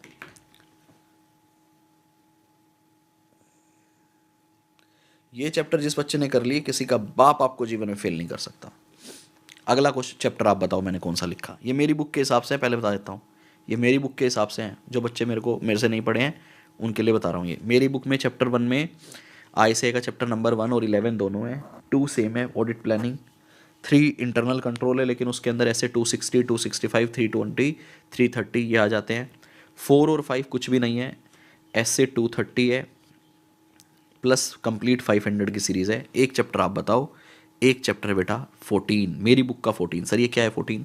ऑडिट रिपोर्ट, कंप्लीट ऐसे 700 सीरीज़। ये जिसने कर लिया कभी जीवन में वो फेल हो ही नहीं सकता, वो 100% पास होगा, मतलब 100% पास हो आप। और ये मैं आपको अगले 3-4 दिन में सारे करवा दूंगा, ठीक है। तो ये हो गया हमारा पहला। अगला आता है सर रिपोर्टिंग ऑब्जेक्टिव देखना है आपको। क्या देखना है? Reporting objective of the engagement team to plan the timing. Sir आप रिपोर्टिंग ऑब्जेक्टिव देखो क्या है, सर स्टैट ऑडिट है, स्टैट ऑडिट रिपोर्ट बनानी है, तो फिर जल्दी करना पड़ेगा, तो उसके हिसाब से हम टाइमिंग करेंगे और नेचर ऑफ कम्युनिकेशन क्या क्या रिक्वायर्ड है, कहाँ कहाँ रिपोर्ट देनी है, किस किस से बात करनी है, वो देखोगे। तो इसके अंदर क्या कहता है बेटा, अगर सर मेरे को इंपॉर्टेंट मार्क करना हो तो एक तो मैं इसको इंपॉर्टेंट मार्क करूंगा, एक directing the engagement team efforts को मार्क करूंगा। इसमें क्या कहता है, the ascertaining of reporting objective of engagement helps the auditor to plan the timing of different audit procedure and also the nature of communication. Some of the instances are given below. सबसे पहले entity का time table देखो। Reporting entity कब report करने वाली है, क्योंकि जब एंटिटी रिपोर्ट करेगी फिर मैं ऑडिट करूंगा, फिर मैं रिपोर्ट बनाऊंगा, तो एंटिटी का टाइम टेबल देखो। फिर उसके बाद क्या कहता है, मीटिंग करो, क्लाइंट के साथ मीटिंग करो, मैनेजमेंट के साथ, to discuss NTE of audit work, कि आप कब क्या करने वाले हो। क्लाइंट को बताओ भाई हम अप्रैल 5 से परचेज का ऑडिट करेंगे, तो वो डिस्कस करना पड़ेगा, तभी वो आपको वो डेटा दे पाएगा और आप टाइमली ऑडिट कर पाओगे। तो ये देखो मैं समझा रहा हूँ, ऊपर वाला मैंने फटाफट से मार्क कर दिया, लेकिन यहाँ मैं रुक गया।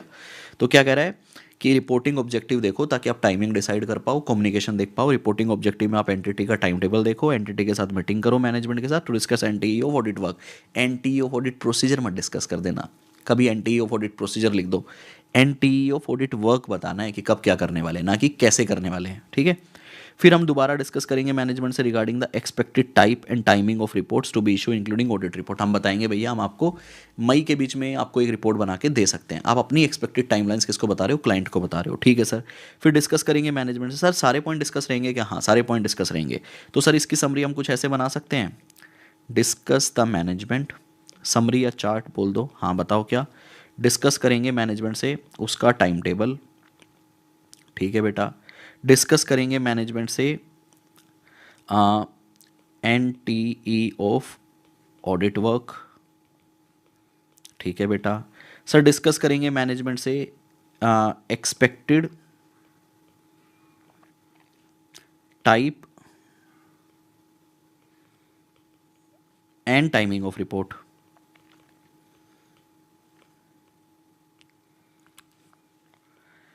डिस्कस करेंगे मैनेजमेंट से regarding the expected communication on the status of audit work through out the engagement. Execution के टाइम पे भी हम बताते रहेंगे भैया कब क्या हो रहा है, ठीक है। तो ये पॉइंट हो गया चौथा। Expected nature and timing of communication among engagement team member including nature and timing of team meeting and timing of the review of their work perform. Sir साथ ही साथ अब ये चीज़ मैनेजमेंट से डिस्कस नहीं करेंगे, आखिरी पॉइंट जो वो सेपरेट है, सर हम ये भी डिसाइड करेंगे कि हमारा क्या एक्सपेक्टेड नेचर एंड टाइम रहेगा टीम मीटिंग और टीम रिव्यू का, क्योंकि अपने को फाइनल करके देना है तो टीम के साथ भी तो डिस्कस करना पड़ेगा ना टीम रिव्यू का। तो ये बेटा राइटिंग प्रैक्टिस, एक बच्ची बोल रही थी कि कपिल सर कि आप ना हमें इंपॉर्टेंट क्वेश्चन दे दो लिखने के लिए, तो ये बेटा सुपर इंपॉर्टेंट में मार्क करके आप राइटिंग प्रैक्टिस कर सकते हो। जो डेली 2 होमवर्क में क्वेश्चन देता था तो एक ये डाल सकते हो आप। अगला क्या था sir, directing the engagement team efforts. Sir आपको फैक्टर कंसिडर करने पड़ेंगे कि आप अपनी टीम के एफर्ट्स कहाँ लगाने वाले हो, प्लानिंग पे ही। तो ये बड़ा सिंपल है।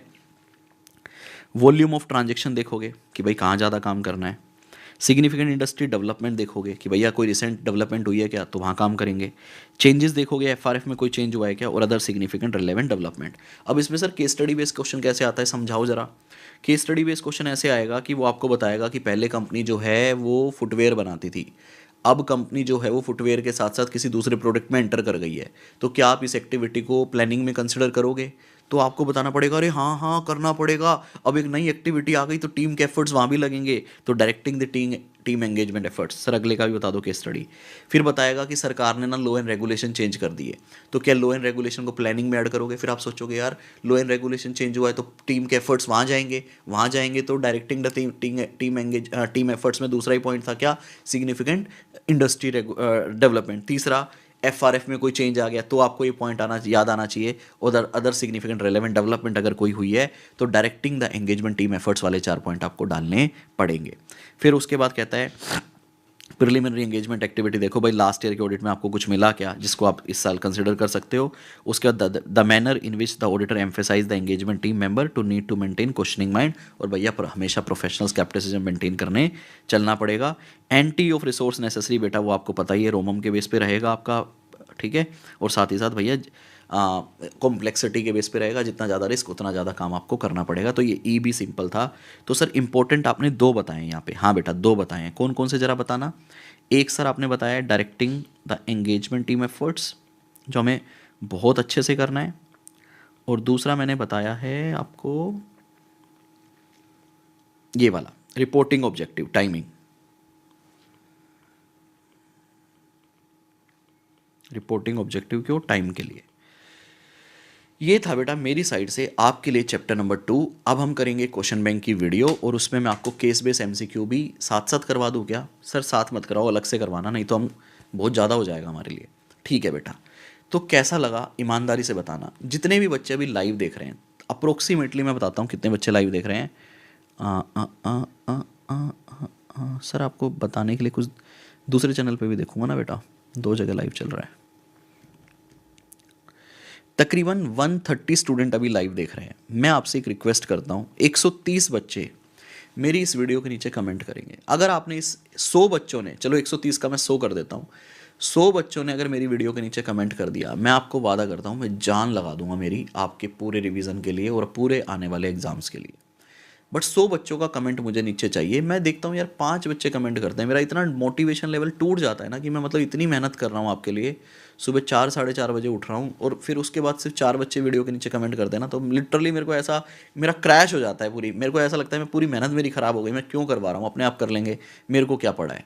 तो मैं आज आपसे ना बिल्कुल भाइयों वाला, अगर आपको मेरे एफर्ट्स में मतलब लगा हो कि मैंने आपको कुछ अलग दिया है, यूट्यूब पे कोई आपको इस तरह से सर्विस दे रहा हो तो चाहे मत करना। अगर आपको मेरी वीडियो में मज़ा आया हो, आपको लगा हो भाई कपिल सर ने मतलब क्या करवाया है, तो वीडियो के नीचे कमेंट जरूर डालना। सर मैं कमेंट, मेरी इंग्लिश वीक है, तो भाई चैट जीपीटी से लिखवा लो ना कि I watch Kapil sir video for chapter 2 audit planning and I want to appreciate him, please give me a comment. वो डालो यार, अच्छा लगेगा ना भाई मुझे। दूसरे लोगों को बताओ, टेलीग्राम पे बताओ, दोस्तों को बताओ, भाई ऑडिट प्लानिंग की ये वीडियो देख ले, मज़ा आ जाएगा, सर ने इतना करवाया। मतलब जैसे मैंने आपको करवाया, आप मेरी भावनाओं को बच्चों तक पहुँचाओ और कमेंट करो, ये मेरी आपसे विनती है। सभी बच्चों को बहुत बहुत शुभकामनाएं। 1-1.5 घंटे बाद दोबारा मिलेंगे। मैं टेलीग्राम पे बता रहा हूँ क्वेश्चन बैंक की वीडियो का time. Bye bye guys, take care, keep enjoying audit with Kapil. जय हिंद दोस्तों। बेटा पढ़ते रहिएगा, जीवन में बहुत कुछ मिलेगा, बस पढ़ाई ही इसका एक जरिया है। Bye bye.